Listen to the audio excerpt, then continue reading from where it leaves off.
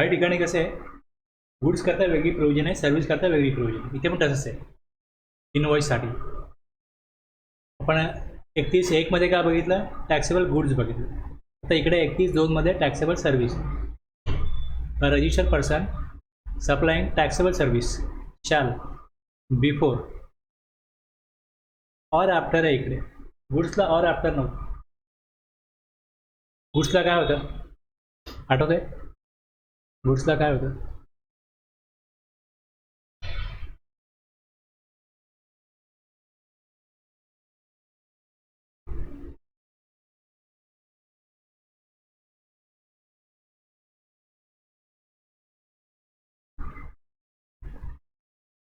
Before or at the time of. गुड्सचा ज्यावेळेस supply होत असतो, supplying taxable goods.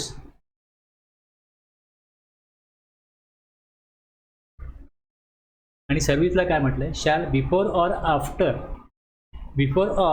After the provision of service but within a prescribe period. After म्हणजे किती नंतर करू शकतं हे तुम्हाला रूलमध्ये सांगितलेलं आहे. इश्यू अ टॅक्स इनवॉइस म्हणजे हा जो प्रिस्क्राईब पिरियड आहे, म्हणजे टाईम लिमिट काय असेल, इनवॉइस बनवण्याचा नंतर सर्व्हिस प्रोव्हिजन ऑफ सर्व्हिस आहे. After the provision of service दिल्यानंतर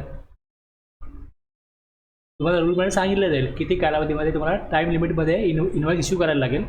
त्या इनवॉइसमध्ये काय पाहिजे, showing the description, value, tax charge there on and such other particulars as may be prescribe. हे टाईम लिमिट दिलं आहे रूल 47 मध्ये. 46 मध्ये आपण काय बघितलं, काय कंटेंट असतील इनवॉइसमध्ये हे दिलं आहे. 47 हे सांगतो की the invoice referred to in Rule 46 in case of taxable supply of services shall be issued within a period 30 days from the date of the supply of service, provided that where the supplier of service is an insurer or banking company or a financial institution including a non-banking financial company, the period within which the invoice or any document in lieu thereof is to be issued shall be 45 days from the date of supply of service. Time limit सगळ्यांकरता 30 दिवस आहे. आणि banking company, financial institution, NBFC non banking financial company आणि insurer यांना 45 दिवसामध्ये invoice बनवला पाहिजे service दिल्यापासून. हे सोडून बाकी सगळ्यांना सर्व्हिस दिल्यापासून 30 दिवसामध्ये, सर्व्हिस दिल्यानंतर 30 दिवसामध्ये इनवॉइस इश्यू करणं गरजेचं आहे.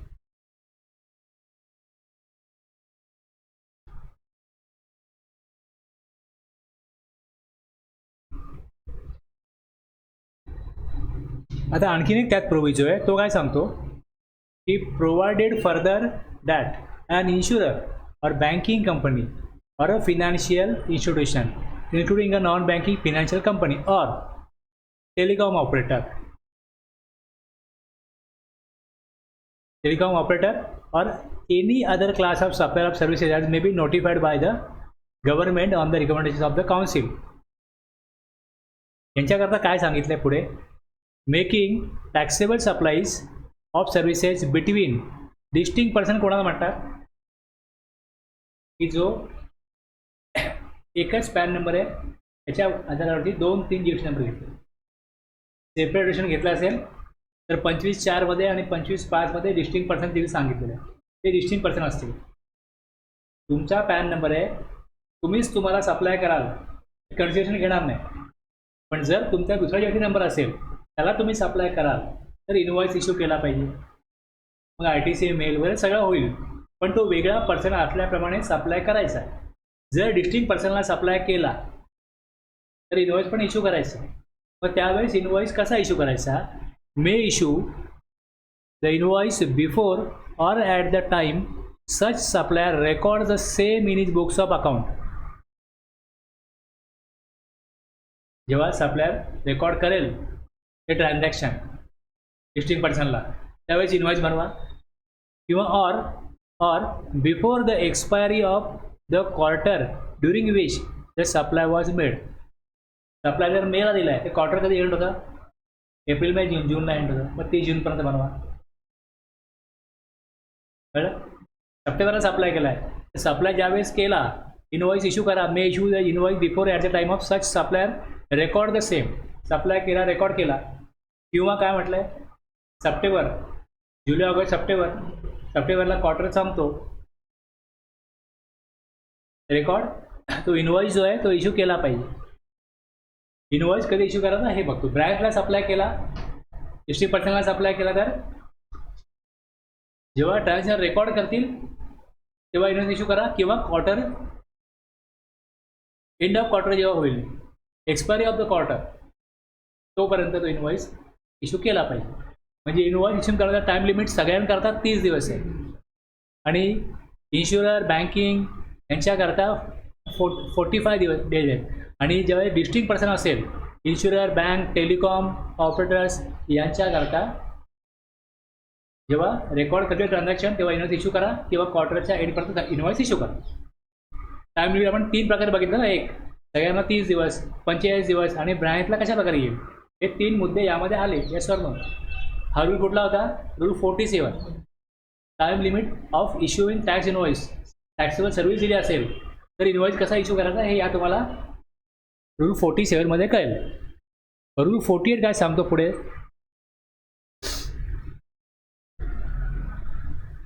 रूल 48, 3 कॉपीज बनवा. Original copy, duplicate copy, triplicate copy. जेव्हा गुड्सचा सप्लाय होईल तेव्हा 3 कॉपीज. जेव्हा सर्व्हिसचा सप्लाय होईल, सप्लाय ऑफ सर्व्हिस, त्या 2 कॉपीज. ओरिजिनल कॉपी रिसिपियंटला, गुड्सच्या केसमध्ये डुप्लिकेट कॉपी ट्रान्सपोर्टरला, पण सर्व्हिसच्या केसमध्ये डुप्लिकेट कॉपी सप्लायरला, कारण सर्व्हिसच्या केसमध्ये ट्रान्सपोर्टर येत नाही. ट्रिप्लिकेट कॉपी सप्लायर स्वतःकडे ठेवेल गुड्सच्या केसमध्ये. आणि हे जे इनवॉइस इश्यू केले जातील, हे इनवॉइस जे आहेत, the serial number of invoice issued during a tax period shall be furnished electronically through the common portal. Details of outward supplies of goods services. Rule 46 काय सांगतो की जो इनवॉइस इश्यू करायचा त्यामध्ये कंटेंट काय असतील.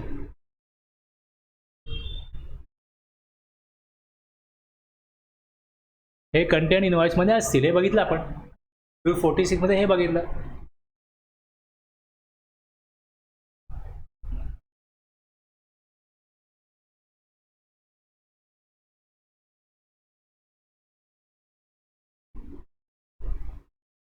रूल 47 मध्ये टाइम लिमिट. आता हे 2 एक्झाम्पल आहेत. आता ऋतू मॅन्युफॅक्चर दिल्ली सप्लायज गुड्सचा सप्लायर आहे to Prakar electronics Haryana. The goods were removed from its factory in Delhi on 23 September. आता गुड्सचा सप्लाय होतो तर 23 सप्टेंबरच्या अगोदर on or before invoice issue करायला पाहिजे. Ritu manufacturers needs to issue a tax invoice. आणि जर सर्व्हिस असेल, Katiyani security services limited provides security services to royal jewellers for their jewellery exhibition to be organise on 5 October. Event कधी आहे? 5 ऑक्टोबरला. 5 ऑक्टोबरला jewellery exhibition आहे. त्यात कटियानी सिक्युरिटी सर्व्हिसेस ती सर्व्हिस प्रोव्हाइड करणार. त्यांनी सर्व्हिस प्रोव्हाइड केली 5 ऑक्टोबरला.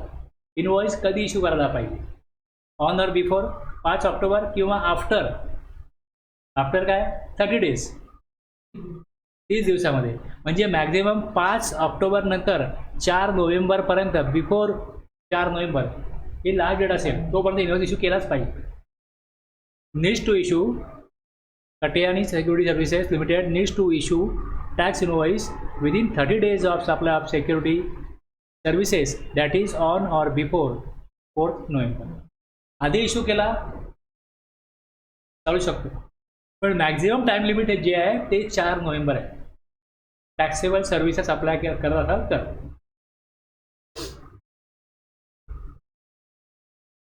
हे दोन्ही इकडे तुम्हाला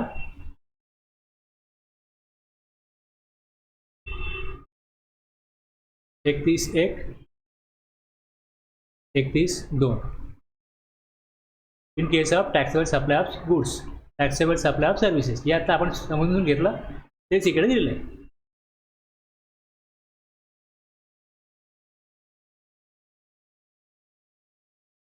अच्छा, आपण गुड्स बघितलं, गुड्समध्ये एक काय बघितलं, 31(1) बघितलं, दुसरं 31(7) बघितलं ना, आणि हे 31(2). इथपर्यंत आपलं झालंय ना कालपासून आत्तापर्यंत. गुड्समध्ये एक सेक्शन 31(1) बघितला, दुसरा 31(7) बघितला. गुड्स सेल करा किंवा रिटर्न करा, सेल और रिटर्न अप्लाइज, हे 31(7) आहे ना. जर गुड्स त्याने ठेवून घेतले, अप्रूव्ह केले सेल करण्याकरता, तर इनवॉइस इश्यू होईल, कारण सप्लाय तेव्हा आहे, टाइम ऑफ सप्लाय तेव्हा येईल, किंवा maximum within 6 months from the removal.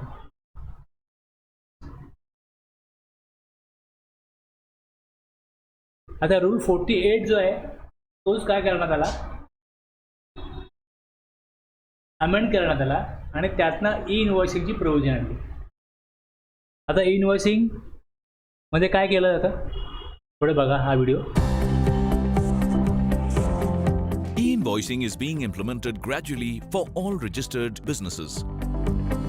But what is e-invoicing? E-invoicing is the process of getting your B2B invoices authenticated by the Invoice Registration Portal. The IRP will issue a unique IRN and QR code details which will need to be printed on the invoice. But you don't need to worry about e-invoicing at all. The latest release of Tally Prime brings to you a fully connected solution to help you generate e-invoices with ease. Simply download Tally Prime and activate e-invoicing from company features.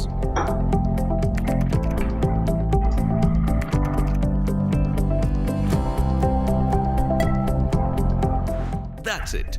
Now you can follow your usual process of invoicing. Tally Prime will take care of the rest.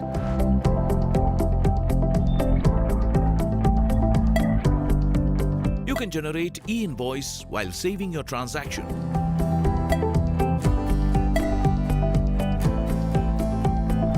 Once you have generated the e-invoice, Tally Prime will help you print it with required details. आता हे तुम्हाला IRN मिळतो आणि QR code मिळतो, एवढंच आहे. म्हणजे हे पोर्टलवरनं ऑथेंटिकेट केलं जातं. तुमचा जो हा इनवॉइस आहे हा तुम्ही इंटिमेट करताय वगैरे पोर्टलला, गव्हर्नमेंटला कळतं की हा सप्लाय या सप्लायर हे केलेलं आहे. You can also generate e-invoices in bulk. Simply click on Exchange option, select Send for आता हे e-invoice. कशा करताय की समजा एखाद्याकडे इंटरनेट नाही आहे, काही एरियामध्ये असं आहे की जिकडे गव्हर्नमेंटने असं जागा दिली, इंडस्ट्री बनवली, फॅक्टरी चालू आहेत, त्यांच्याकडे प्रोडक्शन होतं, पण त्यांच्याकडे इंटरनेट सर्व्हिस असल्यामुळे ते इनवॉइसिंग त्यांना प्रॉब्लेम आहे. तर अशा वेळेस तुम्ही इनवॉइस सगळे पहिले बनवून घ्या, नंतर जेव्हा कधी इंटरनेट सर्व्हिस असेल त्यावेळेस हे सगळं इनवॉइसिंग करता येतं. आता काय होतं तुम्हाला सांगतो मी कसं होतं.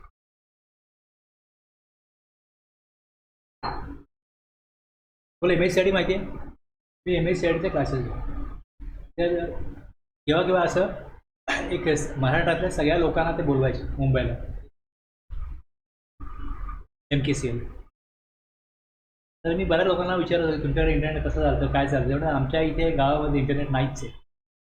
आम्ही तालुक्याच्या गावाला जातो, मग ती स्टुडंटचे जे फॉर्म आहे ते रजिस्टर करतो, आणि नंतर मग आम्ही आमच्या गावात जाऊन ते कम्प्युटर म्हणजे आठवड्यातून एकदा घेऊन जायचं.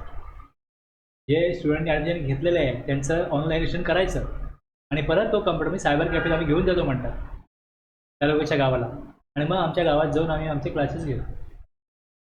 ही 2002ची वाली गोष्ट असेल, तेव्हा इंटरनेट सर्व्हिस एवढी सगळी गेली नव्हती. आजही कसं आहे, असं जिकडे इंटरनेट सर्व्हिस नाही आहे त्यांना इन्व्हॉइसिंग करायला प्रॉब्लेम येतो. त्यांच्याकडे काय ऑप्शन आहे की जरा फॅक्टरी रिमोट एरियामध्ये असेल, मग तिकडून एक 30 किलोमीटरवरती सिटी आहे, तिकडे जा, मग असं कुठे सायबर कॅफे असेल किंवा काय असेल तिकडे जाऊन इन्व्हॉइसिंग करून घे. जर तुम्ही पोर्टलला बघाल की याविषयी काय करता येतं, बघा मी सांगतो रूल काय आणि ॲक्च्युली प्रोसिजर काय होते आणि प्रॉब्लेम काय लक्षात घ्या पहिले.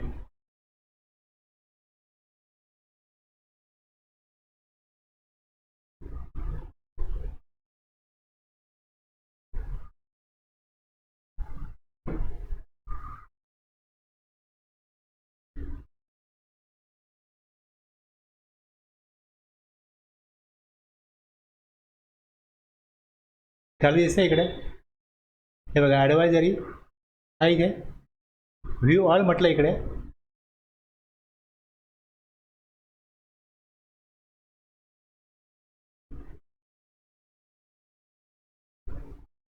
Advisory time limit for reporting invoice on IRP portal आहे.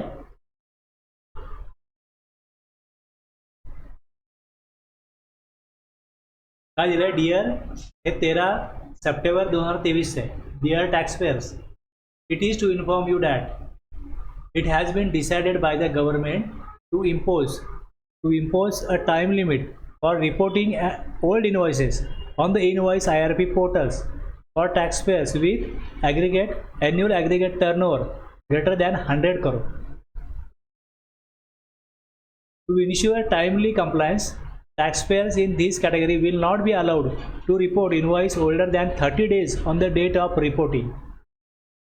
Please note that this restriction will apply to the all document type, म्हणजे invoice, credit note, debit note, for which IRN is to be generated. For example, if an invoice has a date of November 1, 2023, it cannot be reported after November 30. The validation built into the invoice registration portals will disallow the user from reporting the invoice after 30 days window. Hence, it is essential for taxpayer to ensure that they report the invoice within the 30 days window provided by the new time limit. It is further to clarify that there will no such reporting restriction on taxpayers with annual aggregate turnover has less than 100 crore as now. याचा अर्थ काय होतो, In order to provide sufficient time for taxpayer to comply with this requirement, which may require changes to your system, it is proposed to implement it from 1st November 2023 onwards. कधीपासून आहे हे, आता 1 November 2023 पासून यापुढे काय होईल, ज्यांचा aggregate turnover annual aggregate turnover हा 100 करोडच्या पुढे आहे, त्यांनी 30 दिवसामध्ये त्यांचा IRN जनरेट केला पाहिजे. आत्ता आपण काय बघतोय, इनवॉइस कधी बनवायचा, जर तुम्ही गुडचे सप्लायर असाल तर at the time of supply invoice बनवला पाहिजे. आता इनवॉइस कोणाला ॲप्लिकेबल आहे हे मी सांगतो, हे बघितलं ना, आता हे कळलं ना एवढं. आता समजा तुम्हाला एप्रिलपासून इनवॉइसिंग ॲप्लिकेबल होतं, पण तुम्ही इनवॉइसिंग केलंच नाही, 1 एप्रिलपासून आत्तापर्यंत केलंच नाही, आणि मग तुम्हाला 1 ऑक्टोबरपर्यंत तुम्ही करायला लागला. जर तुम्ही एप्रिल, मे, जून, जुलै, ऑगस्ट, सप्टेंबर जे इनवॉइसिंग केलं नाही, त्याचं काय करायचं, त्याच्यावरती काय सोल्युशन आहे, काय करता येईल, नाही केलं तर चालणार आहे का. एप्रिल टू सप्टेंबर इनवॉइसिंग केलं नसेल,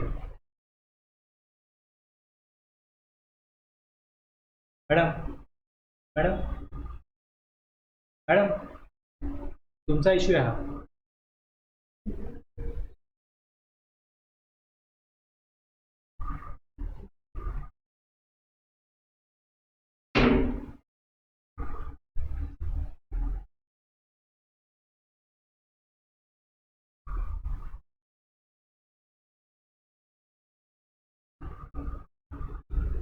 ॲग्रिगेट टर्नओव्हर यांच्या 10 करोडच्या पुढे होतं, आणि यांचं इनवॉइसिंग चालू केलं नाही एप्रिलपासून, आणि चालू कधी केलं, ऑक्टोबरपासून, जेव्हा 5 करोडच्या इथे नोटिफिकेशन आलं.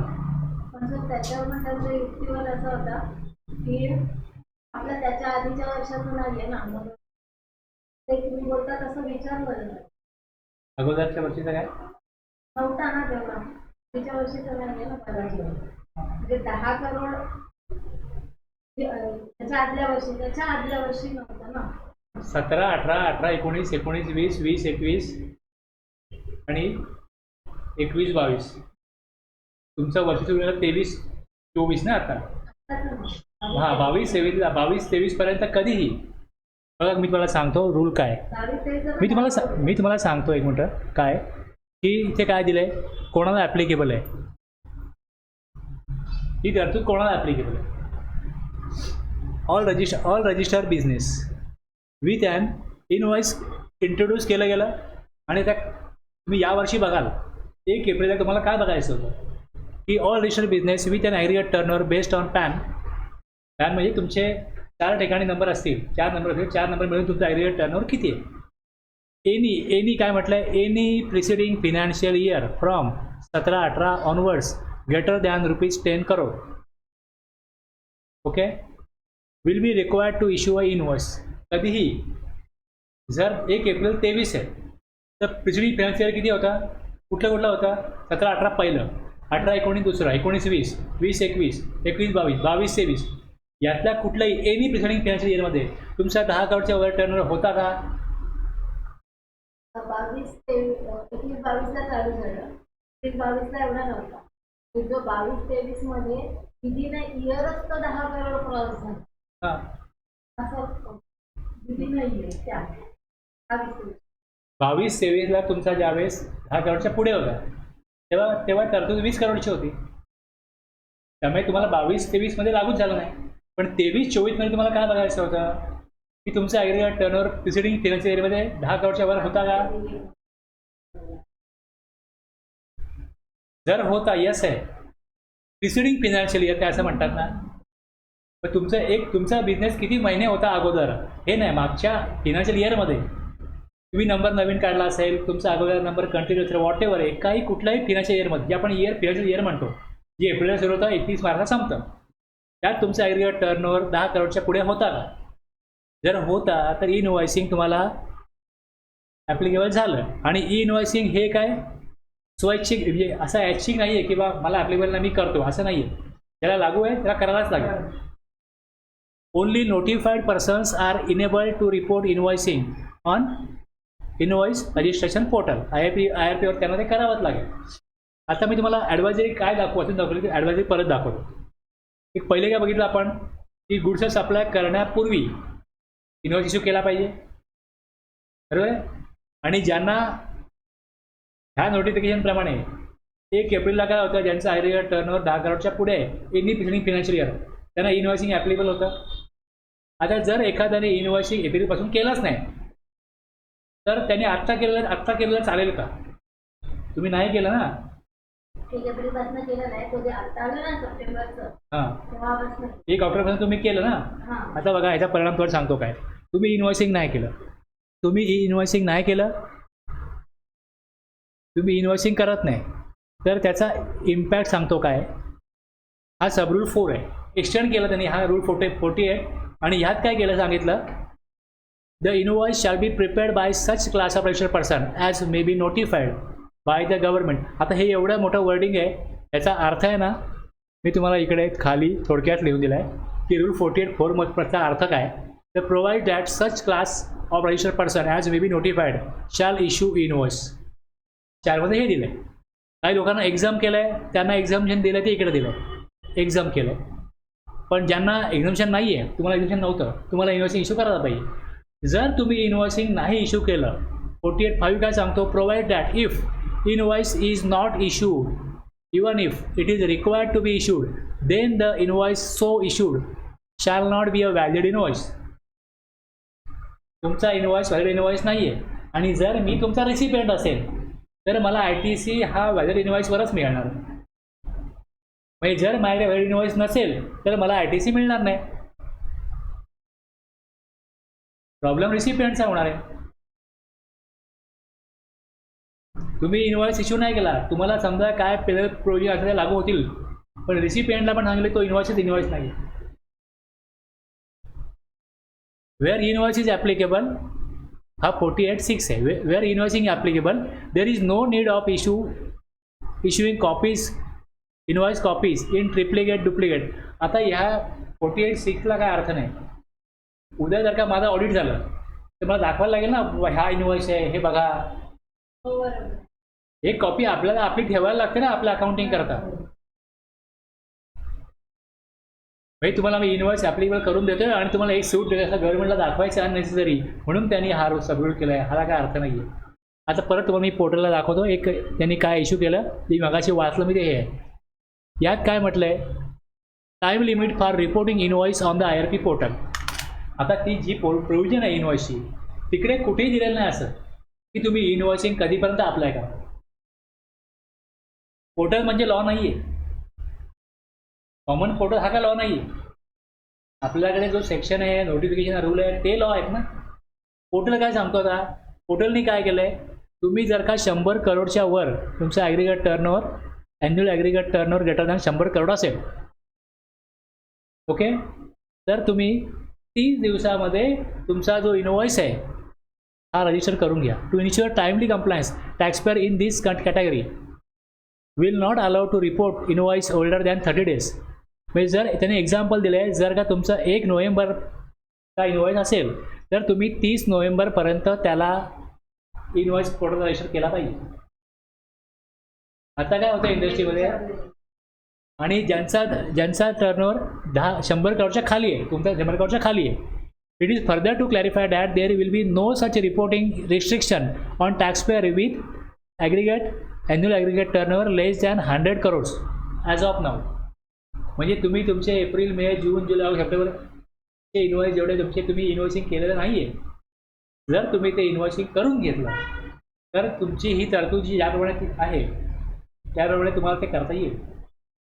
पण सर आता ते हे सुरू झालं तर ते करू शकतो. पोर्टल तुम्हाला, आता मी काय वाचलं आहे, 1 नोव्हेंबरपासून असं होणार आहे. आता तर कधी कोणी करू शकतो, आता करू शकतो, आता तर अलाउड आहे. मी उद्याचा इनवॉइस आज नाही करू शकत, पण अगोदरचे इनवॉइस करता येतात. याचा अर्थ हा आहे की तुम्ही 1 नोव्हेंबरपासून जर तुमचा ॲन्युअल ॲग्रिगेट टर्नओव्हर 100 करोडच्या पुढे असेल तर तुम्ही जर का जो इनवॉइस 1 नोव्हेंबर बनवला आहे तो 30 नोव्हेंबर नंतर तुम्हाला इनवॉइस पोर्टलला रिपोर्ट करता येणार नाही. तिथे रिस्ट्रिक्शन लागू करता येते. म्हणजे कशा प्रकारे पोर्टल चालणार आहे ह्याचं फंक्शनिंग त्याने दिलेलं आहे. हे आपल्या लॉमध्ये सांगितलं नाही असं. हे मी कुठनं काढलं तुम्हाला दाखवतो. तुम्ही हे क्लिअरिफाय करून घ्या. अजूनही वेळ गेलेली नाही. काय होतं की जर का तुम्ही एखादी कंप्लायन्स केली नाही आणि ते करू शकतो बालाजीचे, पण तू याच्या काय आधी हे लक्षात घ्या, जर तुम्ही काय केली नाही आणि वेळेस तुम्ही त्याच्यावरती काय उपाययोजना केली नाही आणि तुम्ही कोणाला विचारलं, त्याला उद्या काय ती तुमची कंप्लायन्स झालेली नाही आहे म्हणून काय तुम्हाला पेनल्टी आली तर नंतर तो व्यक्ती जे काय नंतर सांगेल नाही ते असंच झालं तसंच झालं, त्याला काय अर्थ नाही. त्यानंतर नुकसान कोणाला भोगायचं आहे, टॅक्सपेअरलाच भोगायचं आहे. तर मला एक प्रश्न आहे, तुम्ही म्हणता की तिला काही इन्व्हेस्ट करायची आहे. नाही, मी काय म्हणत नाही. मी काय म्हणतो तुम्हाला, बघा तुमच्याकरता 48(4) प्रमाणे तुम्हाला तरतूद लागू होती, तुम्ही नाही केली. आता मी पोर्टलचं वाचतोय, मी तुम्हाला हे ॲडवायझरी इथे जे दिल्या आहेत त्या वाचतोय. इथे मी वाचतोय हे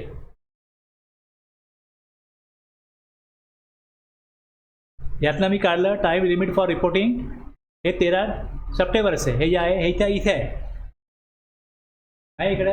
यात ते दिलेलं आहे की 1 नोव्हेंबर नंतर ज्यांचा 100 करोडच्या वर टर्नओव्हर आहे त्यांना 30 दिवसानंतर इनवॉइसिंग पोर्टलला इनवॉइस रिपोर्ट करता येणार नाही.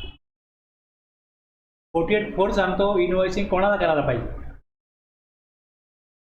बरोबर आहे. 1 ऑक्टोबरपासून काय केलं की ज्यांचा ॲग्रिगेट टर्नओव्हर मागच्या प्रिसिडिंग पिरियडला 5 करोड होता त्यांना 1 ऑक्टोबरपासून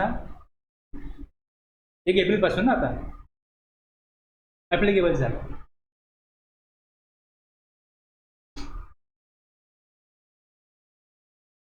मी काय म्हणाल, मागच्या वर्षी तुमचा 10 करोड होता, त्याच्या अगोदर 10 करोड नव्हता म्हणून मागच्या वर्षी लागू झाला नाही. बरोबर.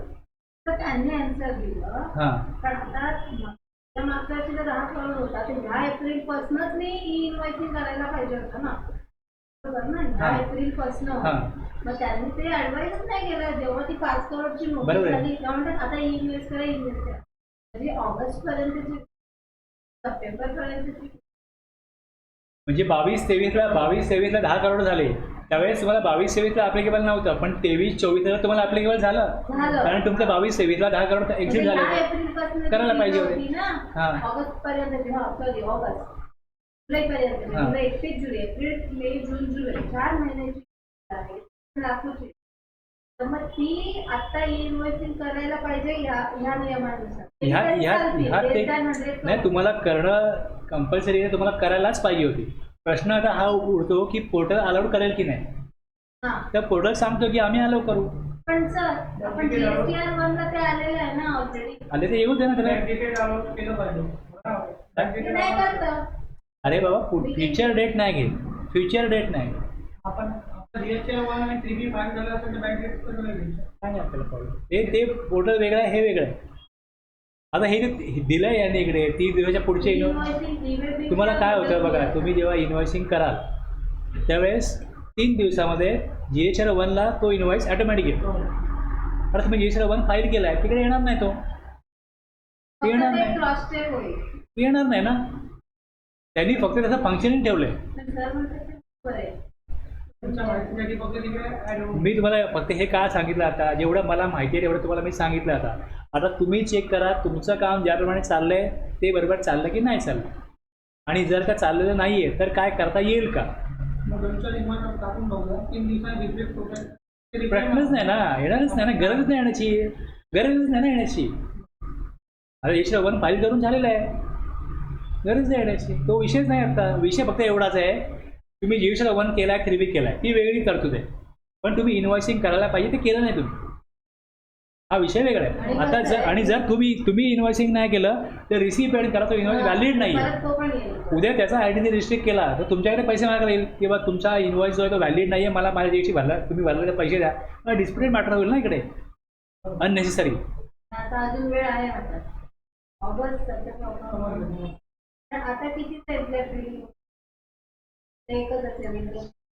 जर तुम्हाला ही गोष्ट तुम्ही ॲग्री करता की 1 एप्रिलपासून तुम्हाला प्रोव्हिजन लागू होती, येस, हो. मग आता प्रश्न असा येतो की जर तुम्हाला रूल सांगतो, तुम्हाला हा जर रूल सांगतो की जर तुम्ही इन्व्हॉइसिंग केलं नाही तर every invoice issued by a person to whom sub rule 4 applies in any manner other than the manner specified in the subset rule not treated as an invoice.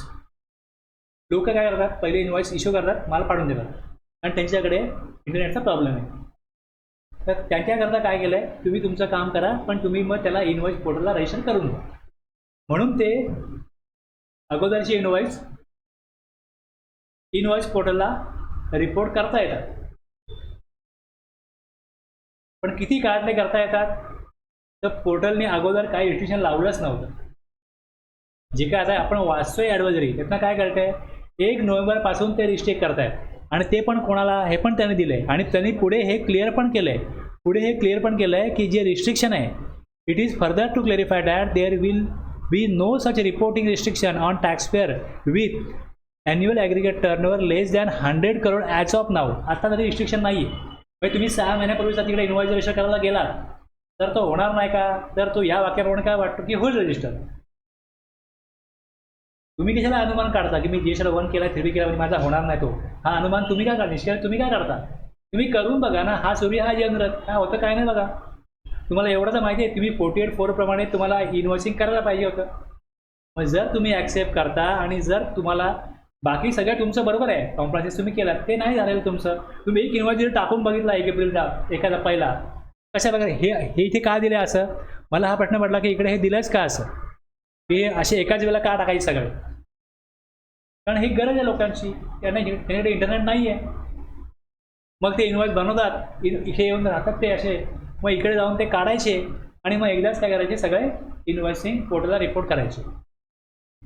हे बल्क आहे.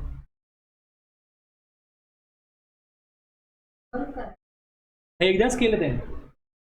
सेव्ह करून ठेवलं पैसे नाही. आता काय होतं बघा, माझ्याकडे एक व्यक्ती असा आहे, तो त्या ऑपरेटरला सांगतो की तू एवढं इन्व्हॉइस बनव, नंतर मी चेक करेन, नंतर इन्व्हॉइसिंग करू. म्हणजे 8-10 इन्व्हॉइस त्याला बनवायला सांगितले, ते तो बनवतो. मग हा चेक करतो, हां काय आपल्याकडे पी ओ काय दाखवतो इनवॉइस, ओके, ह्याला हा ओके. मग सगळे ते चेक करतात.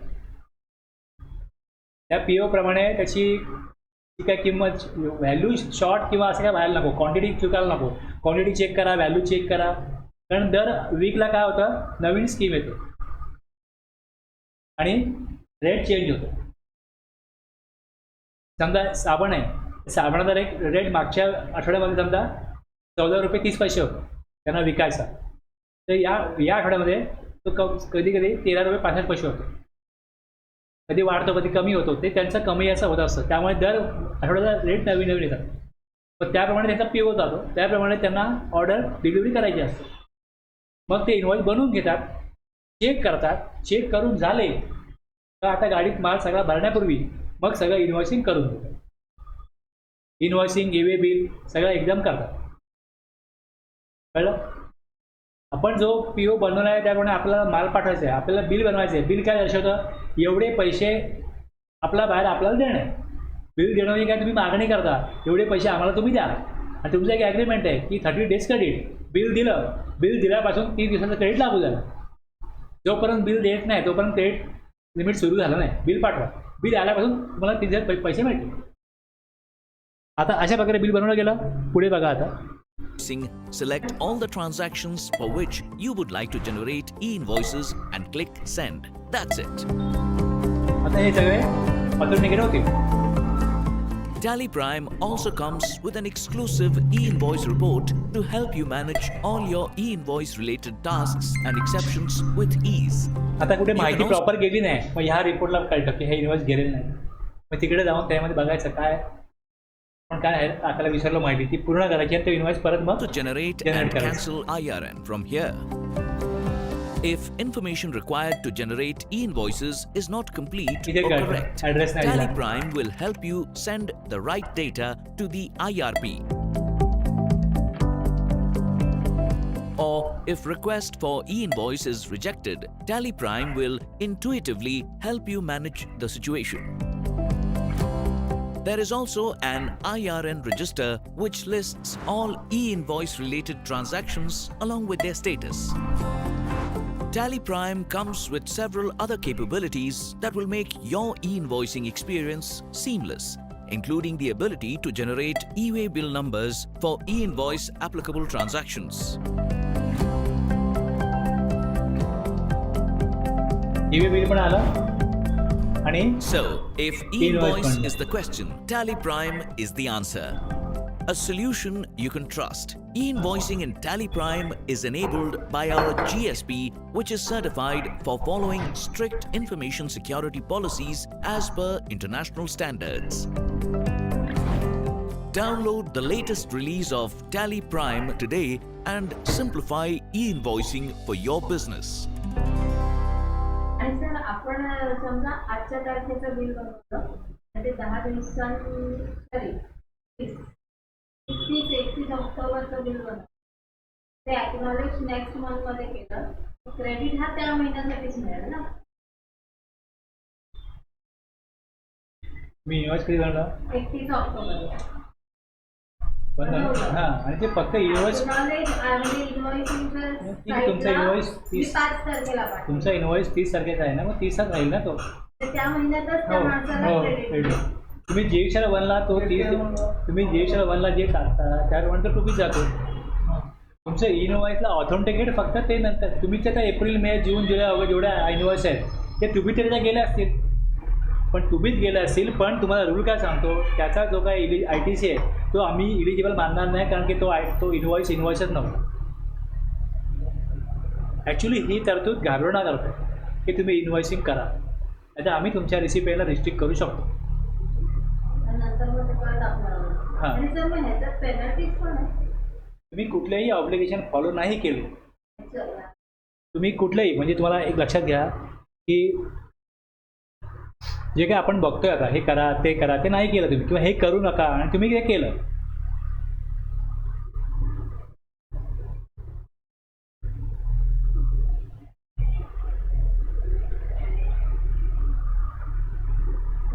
हे चॅप्टर आहे असेसमेंट, इन्स्पेक्शन, डिमांड रिकव्हरी,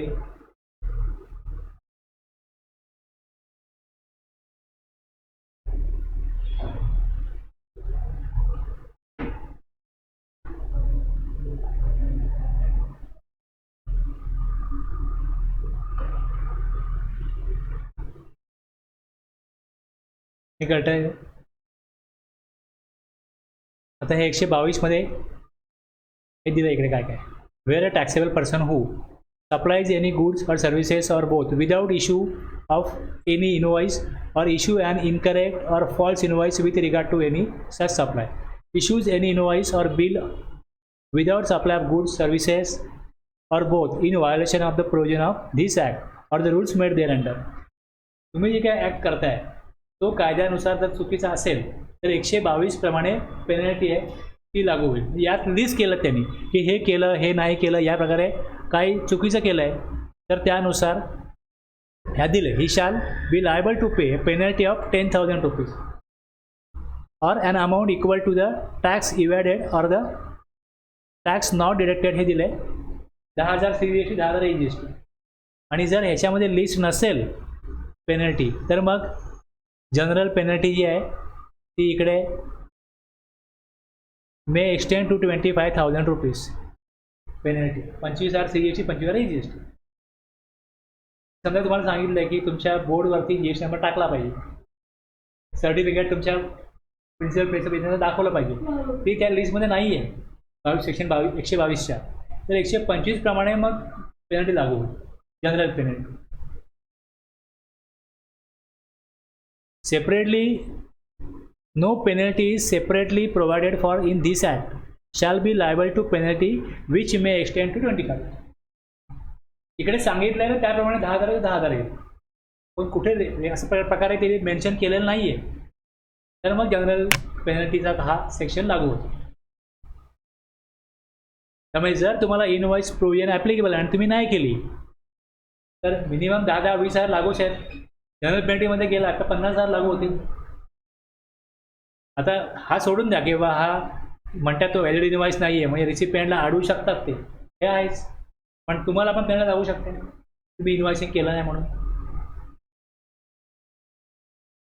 जेवढं मला समजतंय तेवढं मी तुम्हाला सांगतोय.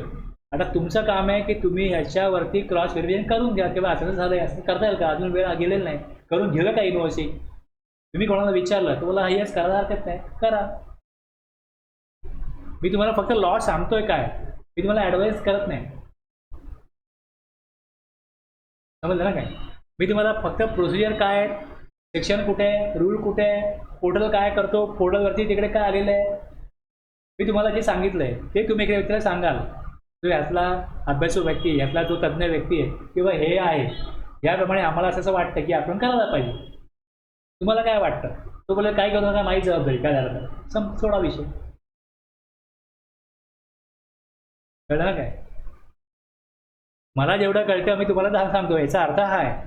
तुम्हाला जो अर्थ कळला, तुम्हाला काय वाटतं तुमच्याकडे, पण ह्या कामाकरता तुमच्याकडे जो तज्ज्ञ व्यक्ती अपॉइंट केला आहे तो जे बोलेल तीच पुरा विषय आहे ना. तुम्हाला काय वाटतं, मला काय वाटतं, याला महत्त्व नाही. जो ज्या कामाकरता आहे तो जबाबदारी घ्या ना. मग तो जबाबदारी घेईल की नाही ही युनिव्हर्सिटीची गरज नाही, मी ऑक्टोबरपासून केलं ना, बस एप्रिल ते सप्टेंबरला काय झालं तर मी बघेन. तो जर असा बोलला संपला विषय.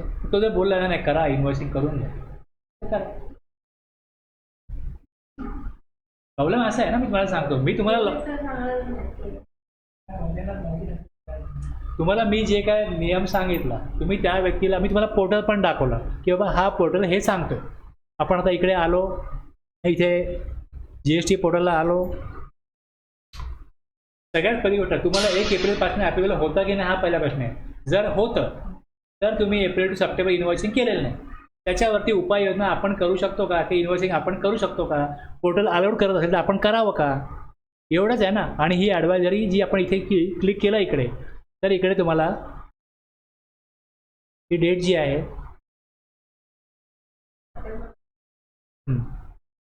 ही जी आहे ॲडवायझरी, ही वाचा, ही तुम्ही वाचा. त्यांना सांगा की याप्रमाणे आपल्याला करता येईल आपण करून घेऊया का. जर ते बोलले ठीक आहे आपण करूया, करा. जे कायद्यानुसार आपल्याला करणं बंधनकारक आहे ते आपण केलेलं नाही आहे हे तर पहिले मान्य झालं पाहिजे. आणि जर ते आजचं करता येईल तर आपण का करून घेऊ नये हा पुढचा प्रश्न आहे. आणि तरी तो व्यक्ती बोलेल की नाही काय करायची गरज नाही, मी बघीन, तर नका करू. प्रॉब्लेम असा आहे ना, माझं काम शिकवण्याचं, मी तुम्हाला शिकवण्याचं माझं काम करतो. आणि लॉ प्रमाणे लॉ चालतो. एखादा व्यक्ती बोलेल मी लॉपेक्षा मोठा आहे, तर आपण काय बोलू शकत नाही.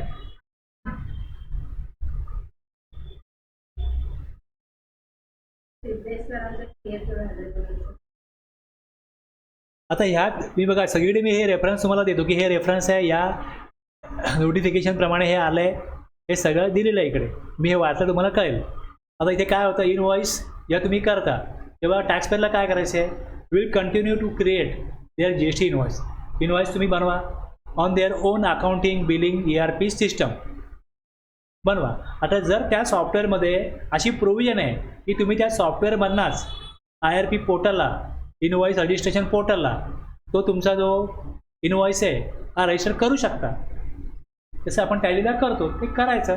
काय होईल, तो इनवॉइस ऑथेंटिकेट होईल, त्याच्यावरती काय येईल, QR कोड येईल आणि तो IRN येईल. बस हीच प्रोसेस आहे, बाकी काय नाही. The GST invoice will be valid only within a valid IRN. Invoice तेव्हाच व्हॅलिड आहे ज्या वेळेस त्याच्यावरती IRN येईल.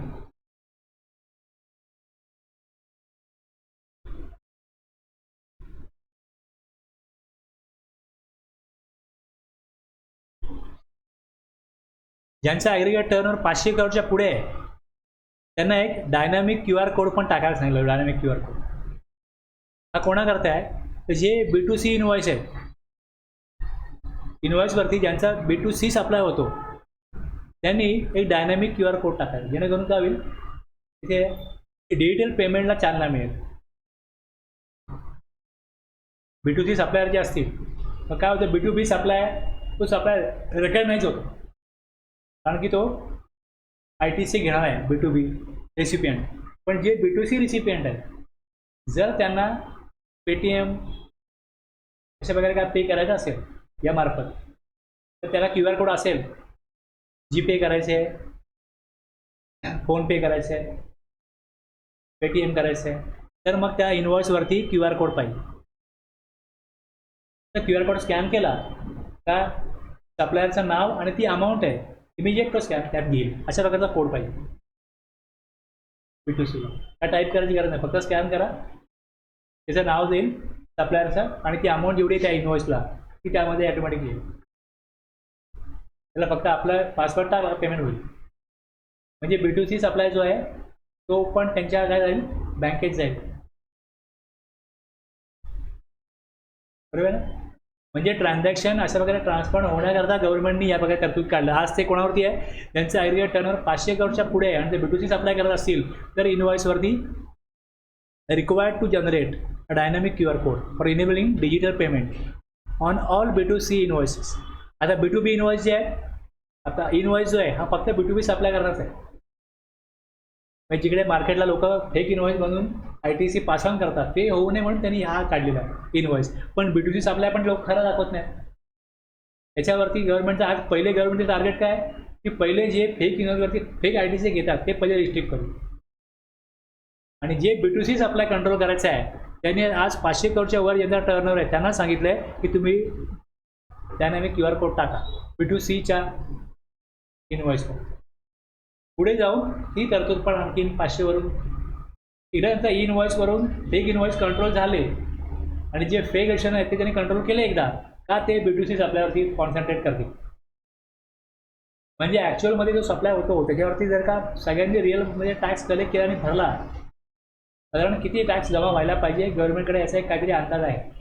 आणि जो टॅक्स जमा होतो आणि जो चुकवला जातो यात खूप मोठी तफावत आहे. आणि तेच गव्हर्नमेंट पुढे चॅलेंज आहे की ह्या जे काय लोक प्रॉपरली कॉम्प्लायन्स करत नाहीत त्यांना प्रॉपरली कॉम्प्लायन्सेस करायला कसं लावायचं, त्याकरता वेगवेगळ्या तरतुदी यापुढे तुम्हाला होताना दिसतील. त्यातनं इनवॉइसिंग आलं आहे, त्याच डायनामिक QR कोड पण पुढच्या काळात येईल.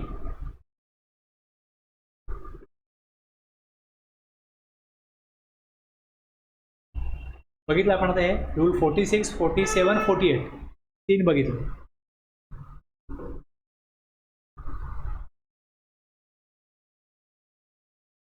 एकतीस 1 झाला, 31/2 झाला, 31/7 झाले. आता कंटिन्युअस सप्लाय ऑफ गुड्स असतो, कंटिन्युअस सप्लाय ऑफ सर्व्हिस असतो.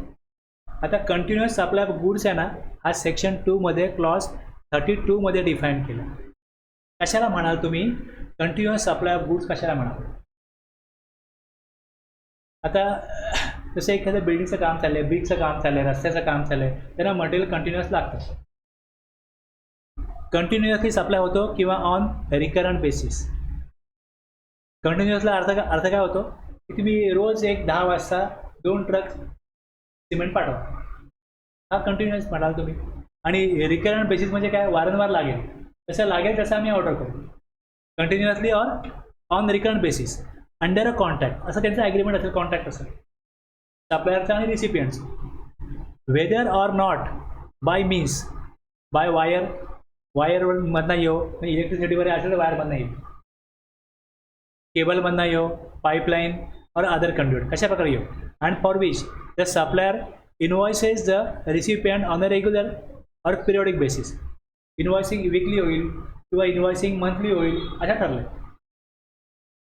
ठीक आहे, तुम्ही एक ब्रिज बांधताय, तुम्ही सप्लायरला सांगितलं की आम्हाला तुम्ही आमचं जसं साईडवरनं ऑर्डर येईल माल पाठवत जा, मग आणि आम्हाला विकली बिलं पाठवा किंवा महिन्यातनं एकदा बिलं पाठवा, महिन्याच्या एंडला बिलं पाठवा, बिलिंग करा. म्हणजे इनवॉइसिंग काय होतं, recipient supplier invoices the recipient on the regular और पिरियडिक बेसिस. याला काय म्हणाल तुम्ही, कंटिन्युअस सप्लाय ऑफ गुड्स. तसंच and includes supply of such goods as the government may subject to such conditions as may by notification specific. हे एवढं दिलं आहे, त्याप्रमाणे काय कंटिन्युअस सप्लाय गुड तुमचा असेल तर तुम्हाला ही सेक्शन 31 पुढची तरतूद लागू होईल. इनवॉइस कधी बनवायचा हे बघतोय आपण. जर continuous supply of services, continuous supply of goods असेल तर in case of continuous supply of goods where एक काय सक्सेसिव्ह स्टेटमेंट ऑफ अकाउंट्स, तुमच्याकडे किती गोणी सिमेंट पाठवलं गेलं याचं एक स्टेटमेंट पाठवलं गेलं, किंवा or successive payment are involved. Okay, तुम्ही सप्लायर आहात, ते रिसिपियंट आहे, तुम्ही मला काय केलं, एक स्टेटमेंट पाठवलं की एवढं तुम्हाला आम्ही माल डिलिव्हर केलेलं आहे, किंवा मी तुम्हाला एक 5 लाखाचं पेमेंट केलं, तुम्ही माल पाठवला ना, 5 लाख जमा करून घ्या. ओके, तुम्ही स्टेटमेंट पाठवलं का, where successive statements of accounts एक or successive payment are involved. Okay, जर मी तुम्हाला पेमेंट पाठवलं, the invoice shall be issued before or at the time of such statement is issued or as the case may be each such payment is received. तुम्ही supplier आहात, तुम्ही statement पाठवला, invoice issue करा, किंवा तुम्हाला रिसिपियंटकडनं payment मिळालं, invoice issue करा. कुठल्या केसमध्ये, कंटिन्युअस सप्लाय ऑफ गुड्सच्या केसमध्ये. आणि कंटिन्युअस सप्लाय ऑफ गुड्स तुम्हाला इकडे दिलं आहे, यामध्ये महत्त्वाचा मुद्दा हा आहे की तुमचं तसं कॉन्ट्रॅक्ट आहे का, अग्रीमेंट आहे का, ते पहिले पाहिजे. तुम्ही नॉर्मल सप्लाय करा आणि मला इनवॉइस इश्यू नाही केला, हा आमचा कंटिन्युअस सप्लाय ऑफ गुड्स आहे, अग्रीमेंट दाखवा. मग तुम्ही वन टाइम गुड्स घेतले आणि ॲग्रीमेंटच नाही आहे, म्हणता कंटिन्युअस सप्लाय गुड्स म्हणून इन्व्हॉइस नाही बनवला, म्हणून ते डिफाईन केलं आहे की कंटिन्युअस सप्लाय ऑफ गुड्समध्ये एक पहिली गोष्ट अंडर अ कॉन्ट्रॅक्ट म्हणजे काहीतरी ॲग्रीमेंट पाहिजे आणि तो कंटिन्युअसली और रिकरंट बेसिसवरती सप्लाय होत असला पाहिजे. ठराविक काळानुसार सप्लायर इन्व्हॉइस इश्यू करणार आहे पिरियडिकली, कळलं. ते इन्व्हॉइस इश्यू करायचं आहे, पण त्याच्यापूर्वी पेमेंट मिळालं किंवा तसं स्टेटमेंट इश्यू केलं तर त्यावेळेला इन्व्हॉइस इश्यू केला पाहिजे. कळलं एवढं.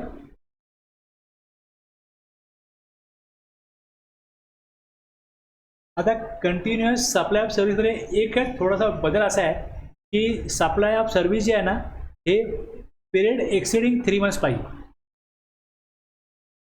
3 महिन्याहून जास्त कालावधीचं कॉन्ट्रॅक्ट पाहिजे. सर्व्हिस हां, मी तुम्हाला आता गुड्सचं सांगितलं ना, हे गुड्सचं सांगितलं, हे क्लॉज 33 होतं, हे 32 आहे, आता सर्व्हिसेस 33 आहे. Continuous supply of services means supply of services which is provided or agreed to be provided. तसंच आहे जसं गुड्स आहे, continuously or on the recurrent basis under a contract, पण पिरियड दिला आहे 3 मंथच्या वरती पिरियड पाहिजे, or a period exceeding 3 months with periodic payment obligations. म्हणजे ठराविक कालावधीने पेमेंट करायचं आहे रिसिपियंटनी सप्लायरला, असं पेमेंट ऑब्लिगेशन आहे. पण कंटिन्युअस सप्लाय ऑफ सर्व्हिस तेव्हाच मानला जाईल जेव्हा तो सप्लाय 3 महिन्याहून जास्त आहे. कळलं? म्हणजे एखाद्या रस्त्यावर ब्रिजचं काम चाललं आहे आणि ब्रिज 1 महिन्यात पूर्ण होणार आहे, तर तो कंटिन्युअस जर त्याला कोण सर्व्हिस देतोय सब कॉन्ट्रॅक्टर, तर ती कंटिन्युअस सप्लाय ऑफ सर्व्हिस नाही. कळलं ना? एक मेन कॉन्ट्रॅक्टर आहे, त्याला सब कॉन्ट्रॅक्ट दुसरे कॉन्ट्रॅक्टर असतील, तर त्यांचा सप्लाय जो आहे हा जर ब्रिज 2 महिन्यात पूर्ण करायचा आहे किंवा 3 महिन्याच्या कमी कालावधीत पूर्ण करायचा आहे, तर सब कॉन्ट्रॅक्टर जे आहेत त्यांची आणि मेन कॉन्ट्रॅक्टरची सर्व्हिस जी असेल ही कंटिन्युअस सप्लाय ऑफ सर्व्हिसमध्ये येणार नाही. त्यांनी त्यांचं सर्व्हिस दिली विदिन 30 days इन्व्हॉइस बनवला पाहिजे. त्यांना तो नियम लागू होईल. मग 31/2 लागू होईल.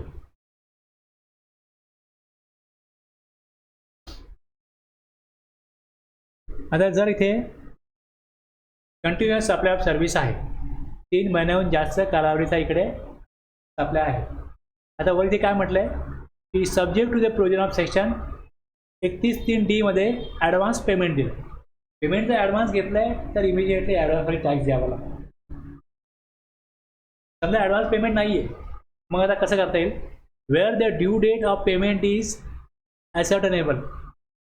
जे ॲग्रीमेंट आहे, जे कॉन्ट्रॅक्ट आहे, यातनं आपल्याला कळतं का की समजा तुम्हाला सांगितलं असं 5 तारखेला पेमेंट करायचं, दर महिन्याच्या 5 तारखेला पेमेंट झालं पाहिजे. पण तसं काय नाही आहे. Where the due date of payment is not ascertainable नाही आहे. एक ड्यू डेट ऑफ पेमेंट जर फिक्स आहे तर the invoice shall be issued on or before the due date of payment. दर महिन्याच्या 5 तारखेला जर पेमेंट दिलं पाहिजे असं जर का कॉन्ट्रॅक्ट आहे, तर मग 5 तारखेला इनवॉइस इश्यू झाला पाहिजे कंटिन्युअस सप्लाय ऑफ सर्व्हिसमध्ये. आणि जर पेमेंट ऑब्लिगेशन तसं नाही आहे, जर पेमेंट ऑब्लिगेशन कॉन्ट्रॅक्टमध्ये नाही आहे, तर the invoice shall be issued before or at the time Wien the supplier of service receives the payment. काम झालं, दर महिन्याला काम होईल, 5 तारखेला पेमेंट आलं पाहिजे असं कॉन्ट्रॅक्ट सांगत नाही. तर दर महिन्याला पेमेंट करायला पाहिजे असं एवढंच सांगितलं. ड्यू डेट फिक्स नाही आहे. तर जेव्हा पेमेंट येईल किंवा टप्प्याटप्प्याने काम, समजा एक बिल्डिंगचं काम चाललं आणि आर्किटेक्टचं असं आहे की आम्हाला प्रत्येक फ्लोअर पूर्ण झाला का मला पेमेंट आलं पाहिजे. मग तो फ्लोअर कंप्लीट झाला तर त्याला पेमेंट येईल. मग पेमेंट जर आलं तर invoice shall be issued before or at the time Wien supplier service receive the payment. जसं मी बोललो आता की एक इव्हेंट आहे की एक फ्लोअर कंप्लीट झाला किंवा एक रस्ता आहे, 7 मीटरचा रस्ता झाला पेमेंट मिळेल. तर the event where the payment is link to the completion of an event, तो इव्हेंटला लिंक आहे पेमेंट. पेमेंट कधी मिळेल की ठराविक टप्पा कामाचा पूर्ण झाला पेमेंट मिळेल. बँक कसं करते की बँक लोन इश्यू करते. तुम्ही जर फ्लॅट बुक केला तर बँक तुम्हाला लोन इश्यू करते. पण बँक काय बोलते की जर सगळे पैसे दिले आणि बिल्डरचा पळून गेला तर आम्हाला काय मिळणार? तुम्ही लोन घेतलंय, तुमचा फ्लॅट त्याकडे मॉर्गेज राहणार आहे जोपर्यंत तुम्ही काय करता लोन रिपेमेंट करताय तोपर्यंत. पण जर का संपूर्ण अमाऊंट बिल्डरला दिली आणि बिल्डर पळून गेला तर बँककडे मॉर्गेज काय नाहीच आहे. म्हणून बँक काय करते की जसं बिल्डिंगचं काम प्रोग्रेस करेल आम्ही पेमेंट रिलीज करू. कळलं ना? म्हणजे जर बिल्डर पळून गेला एक मधला बांधून तर एक तेवढीच अमाऊंट फुकट जाईल, एवढीच अमाऊंट त्यांची पुढे, बाकीची अमाऊंट त्यांची चाबूत राहील. मग केव्हा कसं असतं की लिंक इनवॉइस कसं आहे, पेमेंट जे आहे जसं तुम्ही काम कराल तुम्हाला पेमेंट देऊ. मग जसं एक 100 मीटर रस्ता झाला का त्यांना पैसे मिळणार आहेत. मग तसं payment is link to the completion of an event. The invoice shall be issued on or before the date of completion of that event. जसा तो इव्हेंट कंप्लीट झाला त्यावेळेस इनवॉइस इश्यू करा. तिन्हीकडे पेमेंट आहे, तिन्हीकडे पेमेंट दिलं आहे. कंटिन्युअस सप्लाय ऑफ सर्व्हिस आहे, payment बघा. पेमेंट ॲग्रीमेंटमध्ये कॉन्ट्रॅक्टमध्ये पेमेंटची डेट फिक्स आहे तर त्या डेटच्या अगोदर इनवॉइस इश्यू झाला पाहिजे. जर कॉन्ट्रॅक्टमध्ये पेमेंट डेट फिक्स नाही आहे तर पेमेंट ज्या वेळेस मिळेल त्यावेळेस इनवॉइस इश्यू झाला पाहिजे. आणि तिसरं, जर पेमेंट हे इव्हेंटवरती ठरलं की जर इव्हेंट आहे जसं आर्किटेक्टला असतं की एक फ्लोअर कंप्लीट झाला का आम्ही तुम्हाला पेमेंट देऊ. 7 मजली बिल्डिंग आहे समजा, जिथे त्याला 5 लाख मिळणार आहे तर प्रत्येक टप्प्याला प्रत्येक फ्लोअरला किती पेमेंट मिळेल त्यांच्या कॉन्ट्रॅक्टमध्ये आहे, तेवढा टप्पा पूर्ण झाला का त्यांना तेवढं पेमेंट इश्यू केलं जाईल. मग त्यांना तेवढ्या अमाऊंटचा इन्व्हॉइस जो आहे हा इश्यू करावा लागेल त्या इव्हेंटप्रमाणे. कळलं एवढं? ज्या प्रकारे कामं चालतात, ज्याप्रमाणे ॲग्रीमेंट होतात, त्याप्रमाणे तशी तरतूद लॉ मेकरना करावी लागते. त्यातनं हे आलं.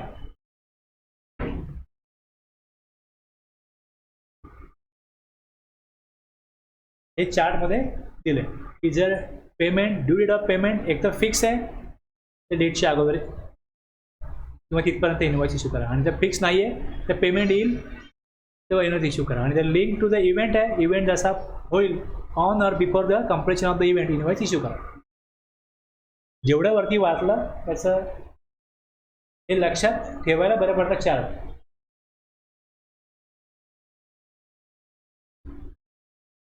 आता याचं उदाहरण बघा. Janhavi cinema enter into a annual maintenance contract. हे जे कॉन्ट्रॅक्ट आहे हे सर्व्हिसचं कॉन्ट्रॅक्ट आहे, 3 महिन्याहून जास्त कालावधीचं आहे. मग तुम्ही याला कंटिन्युअस सप्लाय सर्व्हिस म्हणू शकता. पहिले हे बघायला पाहिजे की हा सप्लाय नॉर्मल सप्लाय का continuous supply of service. April to March for air conditioner fitted in their theatre. म्हणजे हे जे ॲन्युअल मेंटेनन्स आहे हे एसीचा मेंटेनन्स करण्याचा कॉन्ट्रॅक्ट आहे. As per the contract payment for said service had to be made on 7th April. Link payment date काय इथे ॲक्सेप्टेबल आहे. पेमेंट डेट फिक्स आहे कॉन्ट्रॅक्टमध्ये 7 एप्रिलला. आणि जान्हवी सर्व्हिसेसनी काय केलं, जान्हवी सिनेमाने काय केलं, however Janhavi services made the payment, Janhavi cinema आहे ना, made the payment on 15th April. 7 एप्रिलला पेमेंट द्यायला पाहिजे आणि पेमेंट दिलं 15 एप्रिलला. इन्व्हॉइस कधी इश्यू व्हायला पाहिजे? 7 एप्रिलला हे बघा, पाहिजे पण त्यांनी हां तुमचा आणि माझा कॉन्ट्रॅक्ट आहे की तुम्ही मला वर्षभर सर्व्हिस द्यायची आणि मी तुम्हाला क्वार्टरली पेमेंट करीन, सॉरी मंथली पेमेंट करीन. तुम्ही दर महिन्याला सर्व्हिस द्यायची, मी तुम्हाला दर महिन्याच्या 7 तारखेला पेमेंट करेन. आणि मी तुम्हाला पेमेंट 15 तारखेला केलं. तुम्ही इन्व्हॉइस कधी इश्यू करायला पाहिजे? कारण की तिथे दिलं आहे ड्यू डेट ऑफ पेमेंट काय ॲसेटेनेबल. ज्या डेटला पेमेंट मिळणार आहे हे सांगितलं. पेमेंट मिळो अगर न मिळो सप्लायरला इन्व्हॉइस इश्यू करावाच लागेल. कारण इथे असं म्हटलेलंच नाही ना की पेमेंट मिळाल्यावर इन्व्हॉइस इश्यू करा. कॉन्ट्रॅक्टमध्ये एक पेमेंट डेट दिली आहे, त्या डेटला पेमेंट येऊ अगर न येऊ इन्व्हॉइस इश्यू हा करावाच लागेल.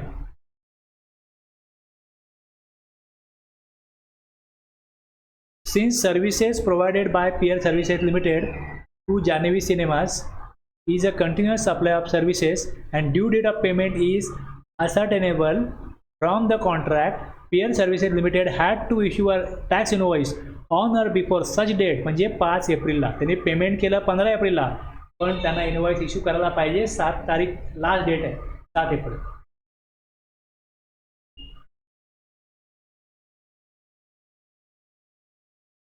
होतं काय, आपण वाचतो ज्यावेळेस आणि त्याची जेव्हा घटना घडते त्यावेळेस आपल्याला कळलं पाहिजे की इथे आपल्याला तरतूद कुठली लागू. म्हणजे नॉर्मल सप्लाय आहे का, मग कंटिन्युअस आहे. मग कंटिन्युअसमध्ये पण 3 ऑप्शन आहेत, त्यातला कुठला ऑप्शन तुम्हाला ॲप्लिकेबल आहे हे तुम्हाला कळलं पाहिजे. हेच परत इकडे काय केलं आहे, समराईज केलं की आता वाचलं. गुड्सला काय होतं, सक्सेसिव्ह स्टेटमेंट बघा किंवा सक्सेसिव्ह पेमेंट बघा. हे आहे आर इन्व्हॉइस इश्यू झाला पाहिजे स्टेटमेंटच्या अगेन्स्ट किंवा मग पेमेंटच्या अगेन्स्ट. कळलं? आणि आता आपण हे 3 बघितलं. Where invoice shall be issued कधी होईल, ABC.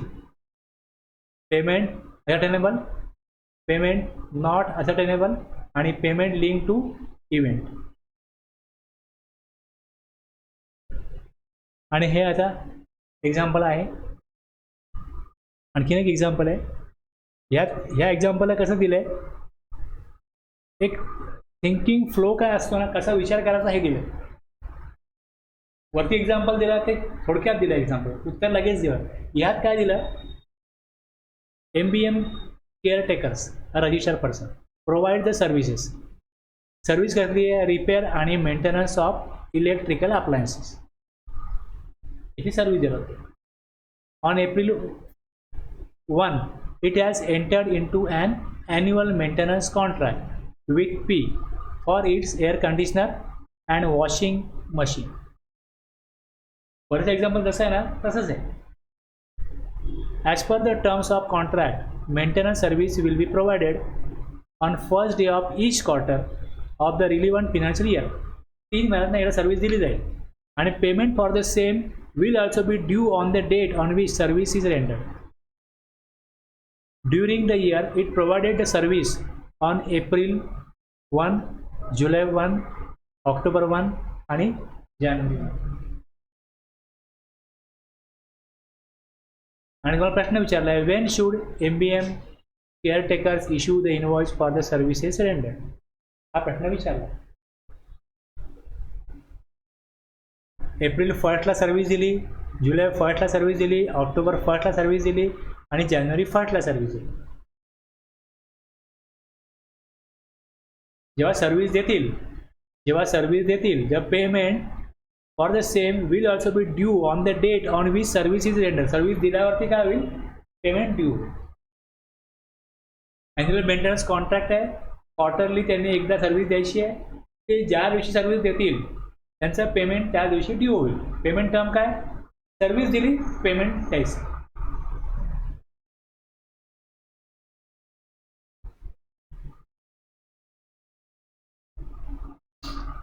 आता इथे पहिले हे सांगितलं की कंटिन्युअस आपल्या सर्व्हिस मीन्स जे आहे 3 महिन्याच्या वरचा पिरियड आहे त्याप्रमाणे ही कंटिन्युअस सर्व्हिस आहे.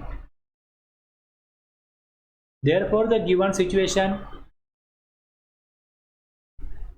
in terms of section 31 हे सगळ्या दाखला देऊन मग कन्क्लुजन दिलं आहे. Therefore in the given case MBM caretakers should issue quarterly invoice on or before, ज्या डेटला सर्व्हिस दिली ती डेट जी आहे ह्या डेटला किंवा त्याच्या अगोदर इन्व्हॉइस इश्यू केला पाहिजे. म्हणजे इथे आधार काय दिला आहे, सगळ्यात पहिले कंटिन्युअस आपला सर्व्हिस आहे का, मग सेक्शन 31च्या प्रोव्हिजनप्रमाणे त्याच्या तरतुदीप्रमाणे त्यांनी कधी कन्क्लुजन कसा काढायचं या प्रकारे. म्हणजे हे क्वालिटी आन्सर झालं. थिंकिंग फ्लो या प्रकारे पाहिजे. मी तुम्हाला तसं सांगितलं की तुम्हाला इनवॉइस ॲप्लिकेबल होतं का 1 एप्रिलपासून, याचं उत्तर येस. तुम्ही इनवॉइस इश्यू केला का, नाही.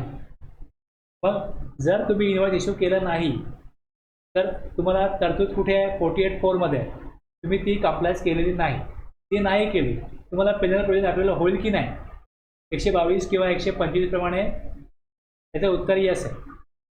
आणि तुमचा इनवॉइस हा इनवॉइसच नाही, इनवॉइस इश्यू केला नाही, तो इनवॉइसच नाही हे तिथे सांगितलं. मग ह्याच्यावरती तुम्हाला जर का तुमचं कंप्लायन्सेस प्रॉपर झालेले नाही आहे तर त्यावर सोल्युशन आत्तापर्यंत अवेलेबल आहे का. जर तुम्हाला यस वाटत असेल किंवा आहे की नाही शोधून काढायची इच्छा असेल, शोधून काढा आणि कंप्लायन्सेस करा जर पोर्टल अलाउड कर.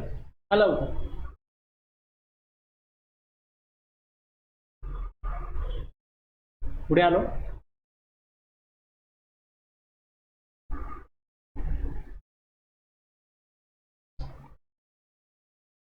सर्व्हिसची पुढची प्रोव्हिजन काय, ते सर्व्हिसमध्येच असं कॉन्ट्रॅक्ट आहे की जर का परफॉर्मन्स चांगला नसेल तुमचं आम्ही कॉन्ट्रॅक्ट येतं रद्द करू, काम काढून घेऊ तुमच्याकडनं.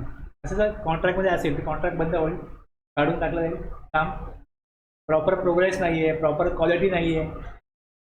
Subject in case where the supply of service cease stop केली under a contract before the completion of the supply, the invoice shall be issued. काम झालं ना. आता जर कंटिन्युअस आपला सर्व्हिस असती तर त्याप्रमाणे इनवॉइस इश्यू झाला असता. नॉर्मल सर्व्हिस असती त्याप्रमाणे इनवॉइस इश्यू झाला असता. सपोज मी एक पेंटिंगचं काम दिलं आहे, हे पेंटिंग करून द्या, मी सगळे रंग वगैरे मीच दिला, सांगितलं हे पेंटिंग तुम्ही करून द्या आणि पेंटिंग प्रॉपर होत नाही बस मी काम नका करू.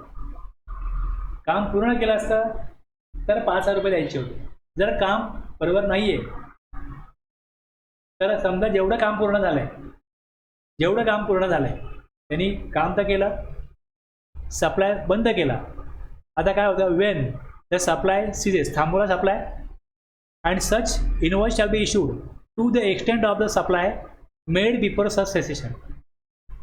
ज्यावेळेस तुम्ही त्याला टर्मिनेट केलं, बस सप्लाय बंद करा, तोपर्यंत जेवढं काम झालं आहे, सप्लाय आणि रिसिपियंट काहीतरी ॲग्री करतील ना की आम्ही आलो, एवढं काम केलं, तर अगदी 5 लाखाचं नाही, 50,000चं काम तर केलं, 1 लाखाचं काम तर केलं आहे. जर तेवढं ॲग्री होत असतील तर त्याचा invoice shall issue to the extent before such cessation. कळलं? इमिजिएटली त्याच वेळेला जे काम थांबलं आहे त्यावेळेला जेवढं काम ॲग्री करतो सप्लायर की रिसिपियंटनी एवढं काम केलं आहे, त्याचा इनवॉइस सप्लायरनी तेव्हाच बनवला पाहिजे. मे बी तुमचा या डिस्प्युटेड मॅटर असेल तर तुम्ही तो डिस्प्युटेड मॅटरमध्ये जाल आणि 2 महिन्यात तुमचं ठरेल की नाही मी 10 लाखाचं कॉन्ट्रॅक्ट घेतलं, 2 लाख तुम्ही द्यायला पाहिजे. पण गव्हर्नमेंट काय म्हणतात, तुम्ही जे काय 2 लाख काम मान्य केलं आहे, तुमचं काम थांबलं कधी, टर्मिनेट झालं कधी, तुम्ही टॅक्स देणं तेव्हापासून लागता, इनवॉइस तेव्हा बनला पाहिजे. तुम्ही 2 महिन्यांनी तुमचा डिस्प्यूट सॉल्व्ह करायला सांगितलं की 2 लाख ॲग्री, आता बनवा इनवॉइस. आजच्या डेटला इनवॉइस नाही बनणार. तुमचं काम थांबलं कधी, जर रेकॉर्डवर 2 महिन्यापूर्वी थांबलं आहे तर इनवॉइस थांबलं आहे त्या डेटला बनला पाहिजे. इनवॉइस बनला तर गव्हर्नमेंटला पुढे टॅक्स येतो ना.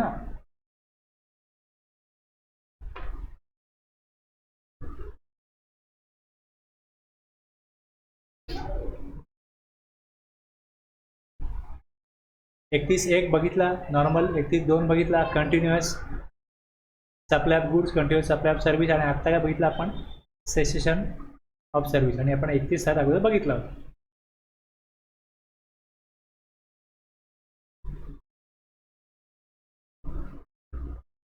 आता हा सबसेक्शन 3 जो आहे त्याच्यामध्ये ABCDEF, सबसेक्शन 3 मध्ये हे एवढे क्लॉज आहेत आणि हे कशा करतायत ते बघा. आता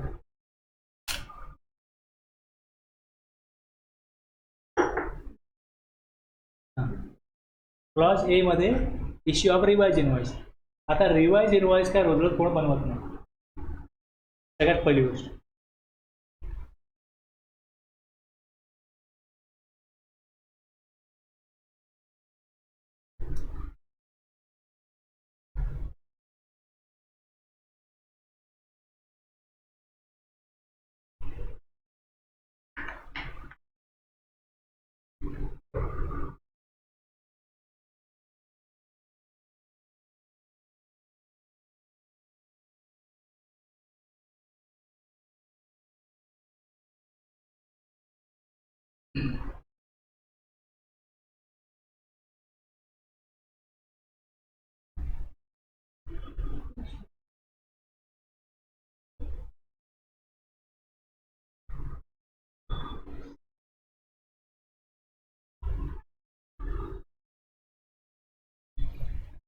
किंवा टॅलीमध्ये दाखवतो की वेगवेगळे इनवॉइस कसे बनतात. आपण जे बघितलं त्याच्या टॅलीमध्ये इफेक्ट काय होतं तुम्हाला दाखवतो.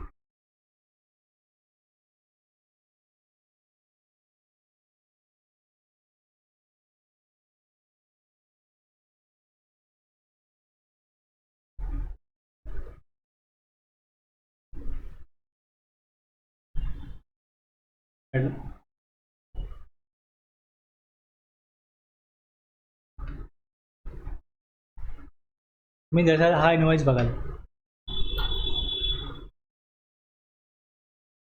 हा तुमचा टॅक्स इनवॉइस, हा जो इनवॉइस आहे हा टॅक्स इनवॉइस, इसे टॅक्स इनवॉइस, आणि हा रजिस्टर्ड पर्सन आहे.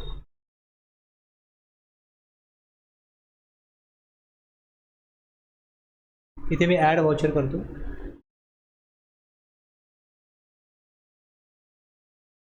रजिस्टर्ड पर्सन, रजिस्टर्ड सप्लायर ए, खाली दिसतो ना नंबर GSTचा. आता जर ह्याला आपण एक्झाम सप्लाय करत असू, IT जर्नल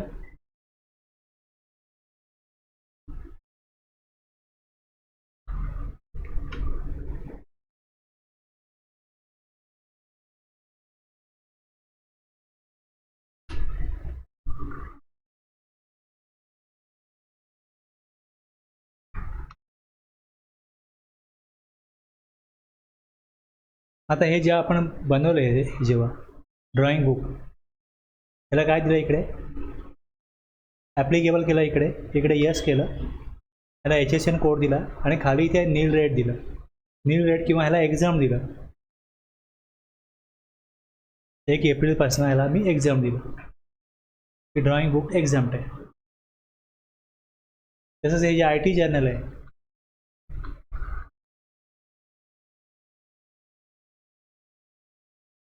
हे पण ज्यावेळेस बनवलं तेव्हा याला कॉन्फिगर करताना ॲप्लिकेबल येस केलं, याला नील रेट किंवा एक्झाम्प्टेड हे तुम्ही देता. तर हा टॅक्सेबल सप्लाय नाही आहे.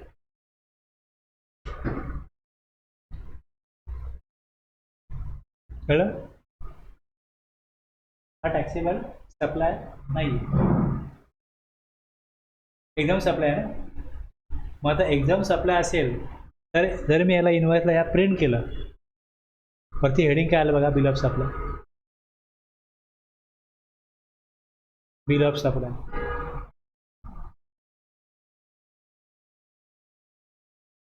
जर टॅक्स रेकॉर्ड झाला तर टॅक्स इन्व्हॉइस.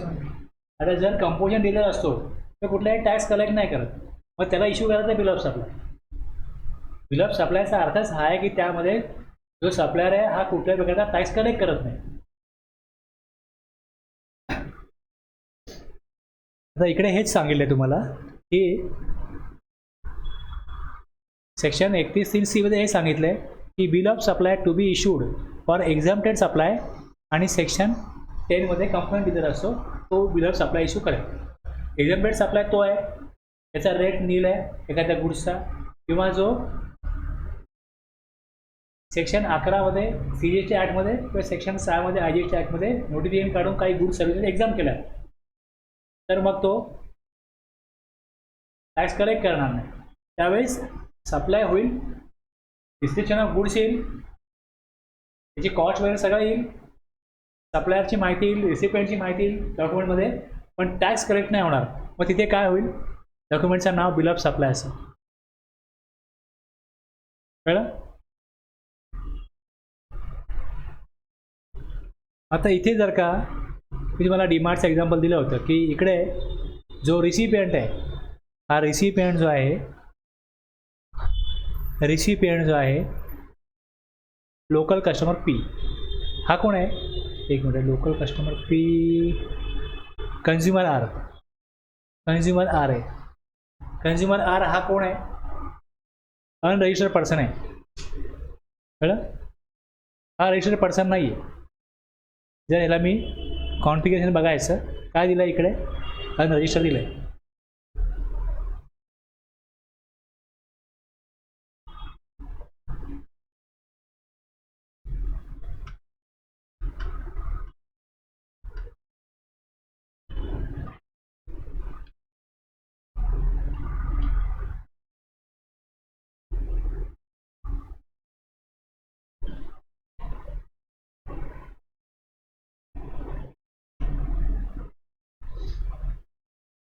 कळलं?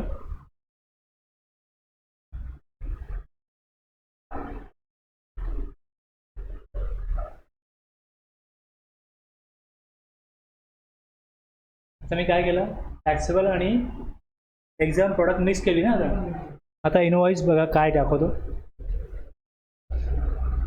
Invoice come bill of supply आला हेडिंग.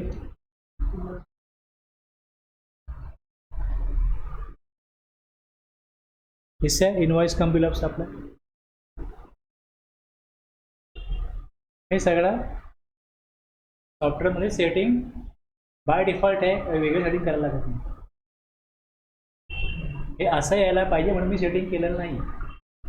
जे नॉर्मली आपण सेटिंग केलं, कन्फिगर केलं आहे, आतमध्ये सप्लायर कोण आहे, रेसिपियंट कोण आहे, याप्रमाणे इनवॉइसचं हेडिंग बदलतं.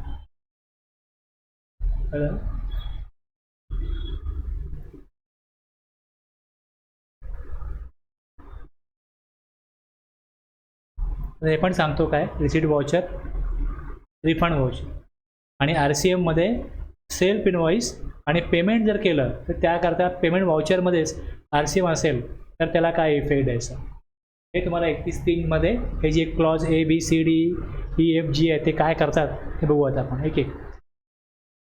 आपण बघितलं पहिले टॅक्स इनवॉइस रूल 46 मध्ये कंटेंट आहे, मग टाईम लिमिट आणि किती कॉपीज पाहिजे हे बघितलं आपण. रूल 49 जो आहे हा बिल ऑफ सप्लाय सांगतो, आणि नंतर ह्या दोघांचं कॉम्बिनेशन रूल 46A मध्ये invoice come bill of supply किंवा मी आता दाखवला तो आला. ॲडव्हान्स घेतला सर्व्हिसच्या केसमध्ये तर रिसिट वाउचर बनवायचे आहे, रूल 50 आहे. आणि जर ॲडव्हान्स घेऊन सप्लाय नाही झाला तर पैसे परत करण्याकरता रिफंड वाउचर इश्यू करायचं. पेमेंट वाउचर रूल 52 आहे. रिव्हर्स टॅक्स इनवॉइस रूल 53 आहे. Invoice in special cases rule 54, delivery चलन रूल 55 आणि सेल्फ इनवॉइस 31(3) FRCM मध्ये हा आहे. हे बघायचे पुढे आपल्याला. आता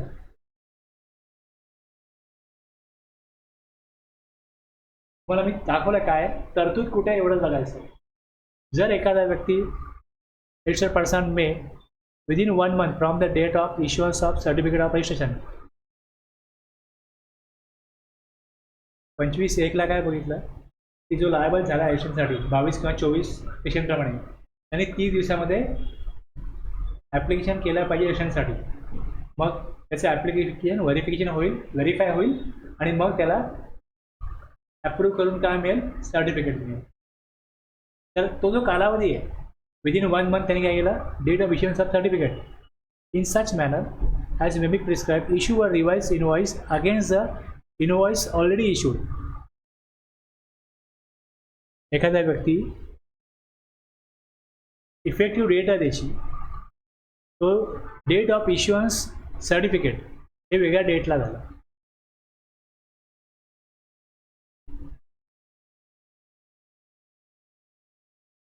तीन सप्टेंबर ही डेट आली. 3 सप्टेंबरला तो काय झाला, लायबल झाला. त्यांनी ॲप्लिकेशन केलं 25 सप्टेंबरला. त्याला 5 ऑक्टोबरला काय मिळालं, सर्टिफिकेट मिळालं रजिस्ट्रेशनचं. कळलं. आता ह्या 3 सप्टेंबर ते 5 ऑक्टोबर ह्या 2 डेटमध्ये त्याने जो सप्लाय केला असेल त्याचे इनवॉइस त्याने बनवले असतील ना, पण ते गिल्टीवर इनवॉइस नसतील ज्या त्याने टॅक्स कलेक्ट केला नसेल, कारण त्याकडे गिल्टी नंबर आला कधी, 5 ऑक्टोबरला. त्याला टॅक्स कलेक्ट करण्याचा अधिकार मिळाला कधी, 5 ऑक्टोबरला, पण तो मिळाला 3 ऑक्टोबरपासून. त्याला 3 ऑक्टोबरपासून इनवॉइस जे इश्यू केले त्याच्यावरती टॅक्स कलेक्ट करायचं. मग जे अगोदर इनवॉइस इश्यू केले असतील त्याच्या against revise tax invoice issue करायचं. कळलं. मग ते तिथे वरती एक्झाम्पल दिले की Sarabhai private limited comments business of supply of goods on 1 April in Delhi. It's turnover exceeded suppose 40 lakh, इथे 40 lakh घ्या. On 3rd September it became liable for registration on 3rd September. It applied for registration on 29 September. कधी liable झाला, 3 सप्टेंबरला. कधी केलं application, 29 सप्टेंबरला. 29ला केलं आणि म्हणजे त्यांनी 30 दिवसामध्ये केलं. त्यांनी प्रोसिजर 30 दिवसामध्ये केली. त्याला 5 ऑक्टोबरला काय मिळालं, रजिस्ट्रेशन सर्टिफिकेट मिळालं. It was granted registration with effect from 3rd September. पण जेव्हा त्याला लायबल झाला आहे 3 सप्टेंबरपासून, इफेक्टिव्ह डेट काय होती त्याची, 3 सप्टेंबर. मग 3 सप्टेंबर ते 5 ऑक्टोबर हा जो कालावधी आहे यात त्यांनी टॅक्सेबल सप्लाय केला असेल त्याच्या अगेन्स्ट त्याला रिवाइज टॅक्स इनवॉइस इश्यू करायला लागेल. मग रिवाइज टॅक्स इनवॉइस जो इश्यू करेल त्यामध्ये हे कंटेंट असतो. हे कंटेंट त्यामध्ये असले पाहिजे. ओके.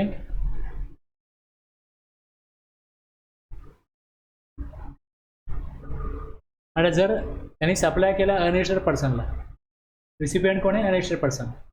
मिस्टर ए हा रजिस्टर्ड सप्लायर आहे आणि त्यांनी या बीला सप्लाय केला, बी कोण आहे, अनरजिस्टर्ड. तरी 4 वेळा सप्लाय केला आहे. या 4चा तो एकत्रित consolidated tax invoice revise tax invoice बनवू शकतो. ओके, बनवू शकतो.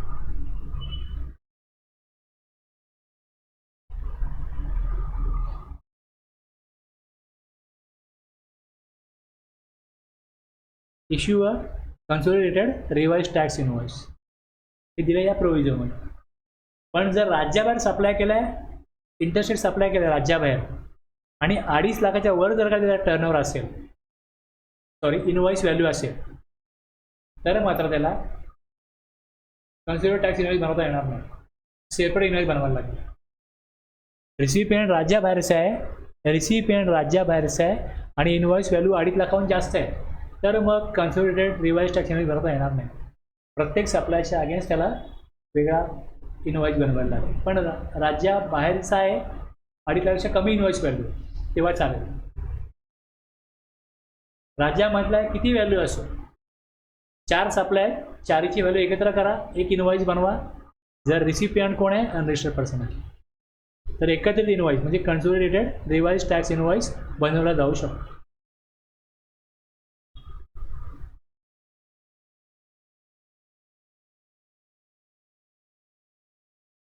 आता एक जे स्मॉल टॅक्स पेअर आहे, स्मॉल टॅक्स पेअर जे आहेत ना, एक तुम्ही रूल 40 एक प्रोविजो आहे रूल 46 मध्ये, आणि आत्ता आपण हे जे बघतोय हे एकत्रितपणे रीड करायचं. त्यातनं हे कळतं की 200 रुपयापेक्षा कमी अमाऊंट असेल, समजा एक स्टेशनरीचं दुकान आहे, त्याला व्यक्ती आला पेन पाहिजे, पेन आहे 10 रुपयाचं. एक व्यक्ती आला पेन्सिल पाहिजे, पेन्सिल घेतली. आता इथे छोट्या छोट्या अमाऊंटच्या वस्तू विकल्या जातात, ज्या टॅक्सेबल असतील त्या टॅक्स इनवॉइस बनवायला पाहिजे. इथे काय केलं आहे की स्मॉल टॅक्स पेअरसाठी provided also that registered person may not issue a tax invoice in accordance with the provision of section 31(3)(b) subject to the following conditions, namely the recipient is not registered person, recipient जर का unregistered असेल आणि जर the recipient does not require such invoice, तो invoice मागत नसेल, तर shall issue a consolidated tax invoice for such supplies at the close of each day in respect of all such supplies. आता ही तरतूद जी केली आहे ह्यात त्यांनी काय केलं,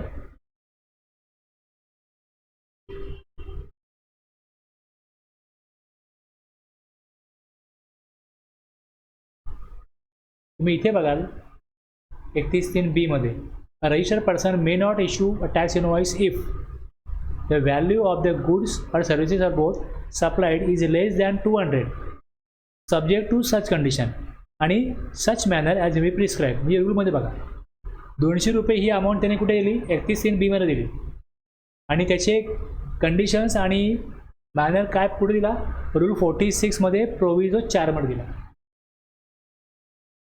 मग मी जर का तो वाचला रूल 46 चा प्रोविजो 4, तर त्यामध्ये मला हे मिळतं.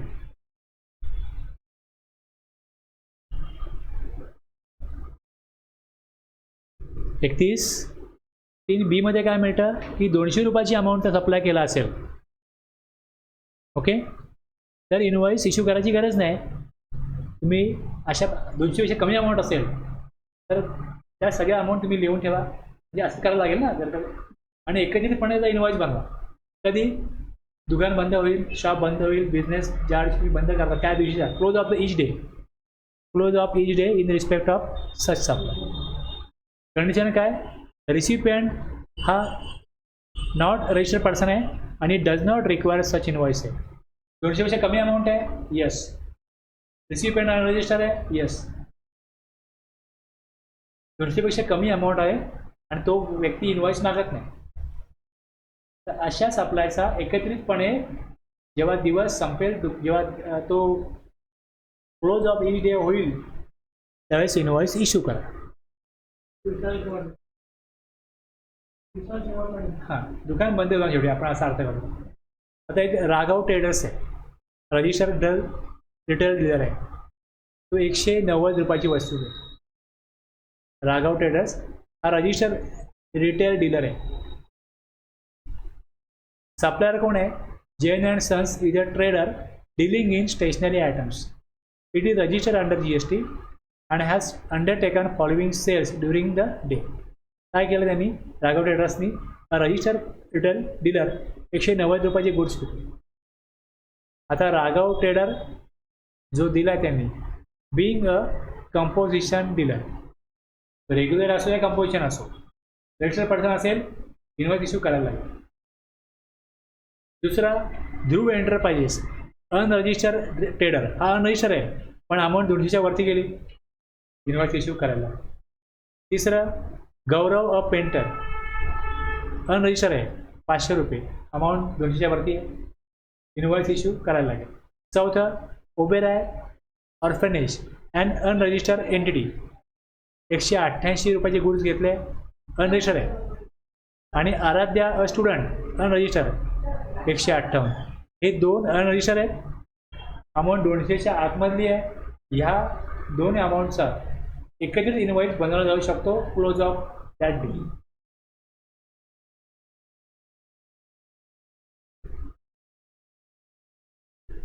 हेच खाली दिलं आहे ॲन्सरमध्ये, प्रॉपरली एक्सप्लेन करून दिलं आहे की 31.3.2b आणि प्रोविजो 4 प्रमाणे रूल 46च्या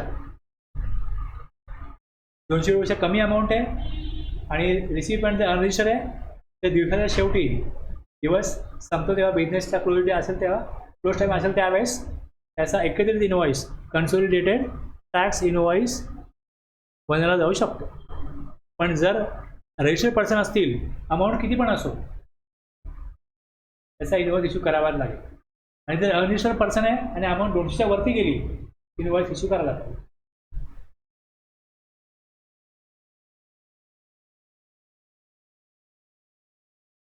एक्झाम गुड्स आहे. आता एक्झाम गुड्स तुम्हाला परत एकदा यात सांगितलं आहे की एक्झाम सप्लाय कशाला म्हणाल, तर एक्झाम सप्लाय हा डिफाईन केला आहे क्लॉज 47ला. Means supply of any goods or services or both which attracts nil rate of tax. त्याला नोटिफाय केलेला टॅक्स रेट नील आहे किंवा ते होली एक्झाम केलेत, गव्हर्नमेंटकडे पॉवर आहे CGST ॲक्टमध्ये सेक्शन 11मध्ये आणि IGST ॲक्टमध्ये सेक्शन 6मध्ये. आणि includes non taxable supply. Non taxable supply define केला आहे क्लॉज 78मध्ये. नॉन टॅक्सेबल सप्लाय म्हणजे असा सप्लाय ज्याच्यावरती CGST किंवा IGST कायद्याच्या आधारे टॅक्स लावला जाऊ शकत नाही, म्हणजे वाईन आणि पेट्रोलियम प्रॉडक्ट. तर एक्झाम सप्लाय म्हटलं तर असे गुड्स सर्व्हिसेस ज्यांचा रेट नील आहे किंवा जे एक्झाम झालेत, गव्हर्नमेंटकडे पॉवर आहे एक्झामची CGST ॲक्टमध्ये सेक्शन 11मध्ये, IGST ॲक्टमध्ये सेक्शन 6मध्ये, किंवा जे नॉन टॅक्सेबल सप्लाय हे एक्झाम सप्लायमध्ये येतात. ज्यावेळेस एक्झाम सप्लाय केला जाईल त्यावेळेस बिल ऑफ सप्लाय इश्यू करा. कळलं? Registered person supplying exempted goods or services or both or paying tax under the provision of section 10 shall issue instead of a tax invoice bill of supply containing such particulars and in such manner as may be prescribed. मग हे rule 49 हे दिलं आहे content of bill of supply. आणि यात पण दिलं आहे की 200पेक्षा जास्त अमाऊंट असेल provided that registered person may not issue a bill of supply if the value of the goods or services और both supplied is less than 200 rupees subject to such condition in such manner as may be prescribed. हा त्याचा content काय असतील bill of सप्लायचे हे दिले. आता ज्यावेळेस composition scheme आली ना त्यावेळेस अगोदर ती जेव्हा सर्व्हिस प्रोव्हायडर करता आली होती तेव्हा हे नोटिफिकेशन काढला होता. या नोटिफिकेशन थ्रू सर्व्हिस प्रोव्हायडरला त्यांनी नवीन वेगळी 6% रेट दिला होता. नंतर तो सेक्शन 10 अमेंडमेंट करून त्यामध्ये 10(2)(a) इन्सर्ट करण्यात आला. तर एक्झाम सप्लाय करतात, कंपोजिशन सप्लायर आहे, त्यांनी टॅक्स इनवॉइस नाही इश्यू करायचा, बिल ऑफ सप्लाय इश्यू करायचा.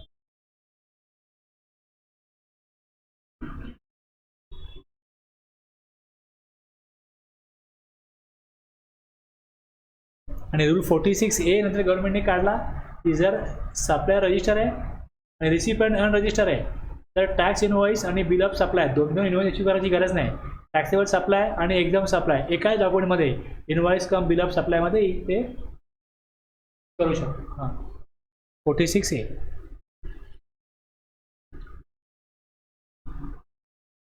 Advance payment. आता मी तुम्हाला नोट्स दिल्यात ना त्यामध्ये एक्झरसाइज नंबर 2 आहे. एक्झरसाइज नंबर 2 आहे ज्यामध्ये ॲडव्हान्स पेमेंटची एंट्री कशी करायची आणि त्याचा मग GST 1ला इफेक्ट काय होतो. 3Bला पण त्याचा पेमेंट करायला लागेल कारण की तुम्ही डिक्लेअर करता ॲडव्हान्स पेमेंट GST 1ला आणि पेमेंट करता GST 3Bमध्ये.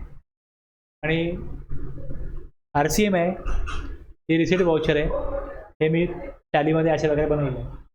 ॲडव्हान्स घेतला तर आर्किटेक्ट सर्व्हिस दिली, तर या प्रकारे ॲडव्हान्स घेतला आर्किटेक्टने, तर त्याने जी अमाऊंट घेतली ही तो दाखवेल. कोणाच्या नावे घेतली हे पोर्टलला दाखवायचं नसतं, पण मी ॲडव्हान्स घेतला आहे, हा ॲडव्हान्स ही सगळं बनला दाखवला. म्हणजे एखादा सर्व्हिस प्रोव्हायडर जर असेल आणि त्याच्या बुक्स ऑफ अकाउंटमध्ये जर ॲडव्हान्स असेल आणि जर त्याने ॲडव्हान्सवरती टॅग दाखवला नसेल तर तिथे तो या प्रोव्हिजनप्रमाणे त्याने ॲडव्हान्स भरला नाही, त्याच्यावरती पेनल प्रोव्हिजन ॲप्लिकेबल होऊ शकतं.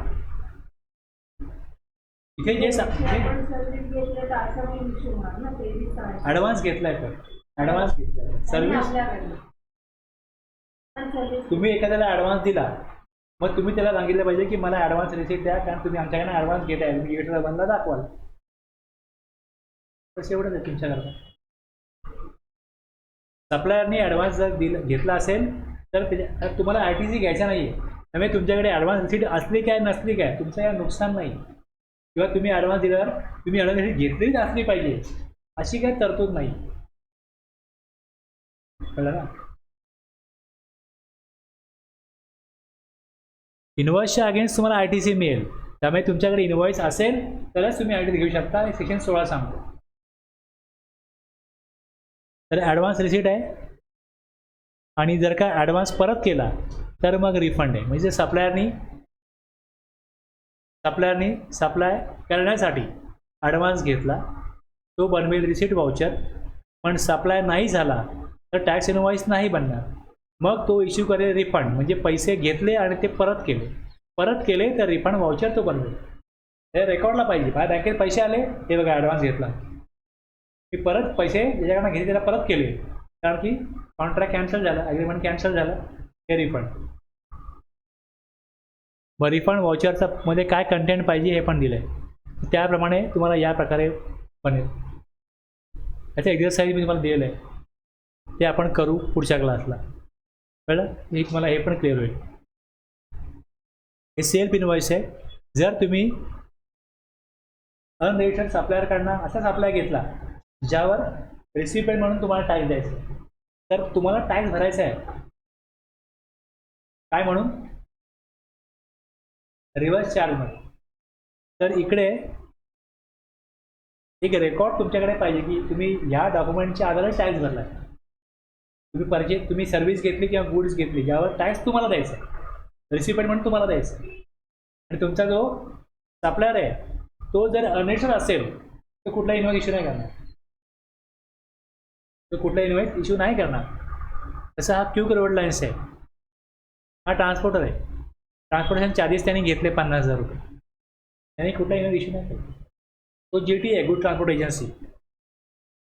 तर मग या प्रकारे तुम्ही टॅलीमध्ये एंट्री कराल, कॉन्फिगर कराल त्याला की रिव्हर्स चार्ज आहे, या तुमच्याकडे प्रॉफिट अँड लॉसला एक्सपेन्सला रेकॉर्ड होईल ट्रान्सपोर्टेशन चार्जेस, पण ह्याच्यावर टॅक्स तुम्ही दिला आहे का हे तुम्हाला कळण्याकरता, टॅक्स तुम्हाला देणं करण्याकरता ह्या लेजरला अशा प्रकारे कॉन्फिगर करायचं की तुम्हाला प्रिंट काढाल तर असा इनवॉइस बनवून.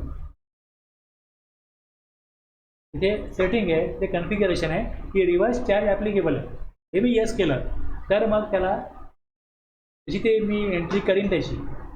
तुम्ही याची एंट्री परचेसला करा किंवा एक्सपेन्स करा, किंवा तुम्ही याला सरळ पेमेंट दिलं 50,000, तर तुम्ही 50,000 पेमेंट दिलं अशी एंट्री कराल की त्याला सपोज लिगल एक्सपेन्स पे केले 8,500, तर याच्यावरती GST तुम्हाला पे करायचं आहे 765 765 18%. जशी तुम्ही एंट्री कराल की मेहता असोसिएटला पेमेंट केलं, लिगल एक्सपेन्सेस पेमेंट केलं, तर याचा पेमेंट वाउचर असं हेडिंग येईल. आयदर सेल्फ इनवॉइस किंवा पेमेंट वाउचर बनवलं पाहिजे, आयदर. मग त्याप्रमाणे ते होईल. बिल्डरला पण रिव्हर्स चार्ज असतो, पण बघितलं ना बिल्डरला रिव्हर्स चार्ज, मग त्यांनाही ते बनवायला लागेल. आयदर 9(3) प्रमाणे किंवा 9(4) प्रमाणे रिव्हर्स चार्ज आला. अनरजिस्टर्ड सप्लायरकडनं जर सप्लाय घेतला असेल तर मग आयदर तुम्ही काय बनवा, सेल्फ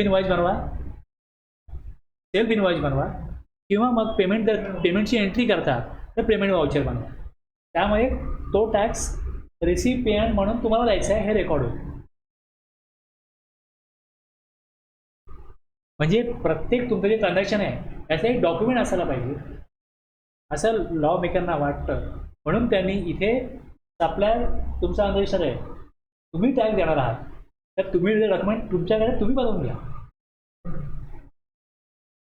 कारण आयदर पेमेंट केलं तर पेमेंटच्या अगेन्स्ट किंवा तुम्ही ते एक्सपेन्स रेकॉर्ड करता त्यावेळेस तुम्ही सेफ इन्व्हॉइस बनवा की हा एक्सपेन्स जो हा झाला आहे याच्या अगेन्स्ट टॅक्स मला द्यायचा आहे.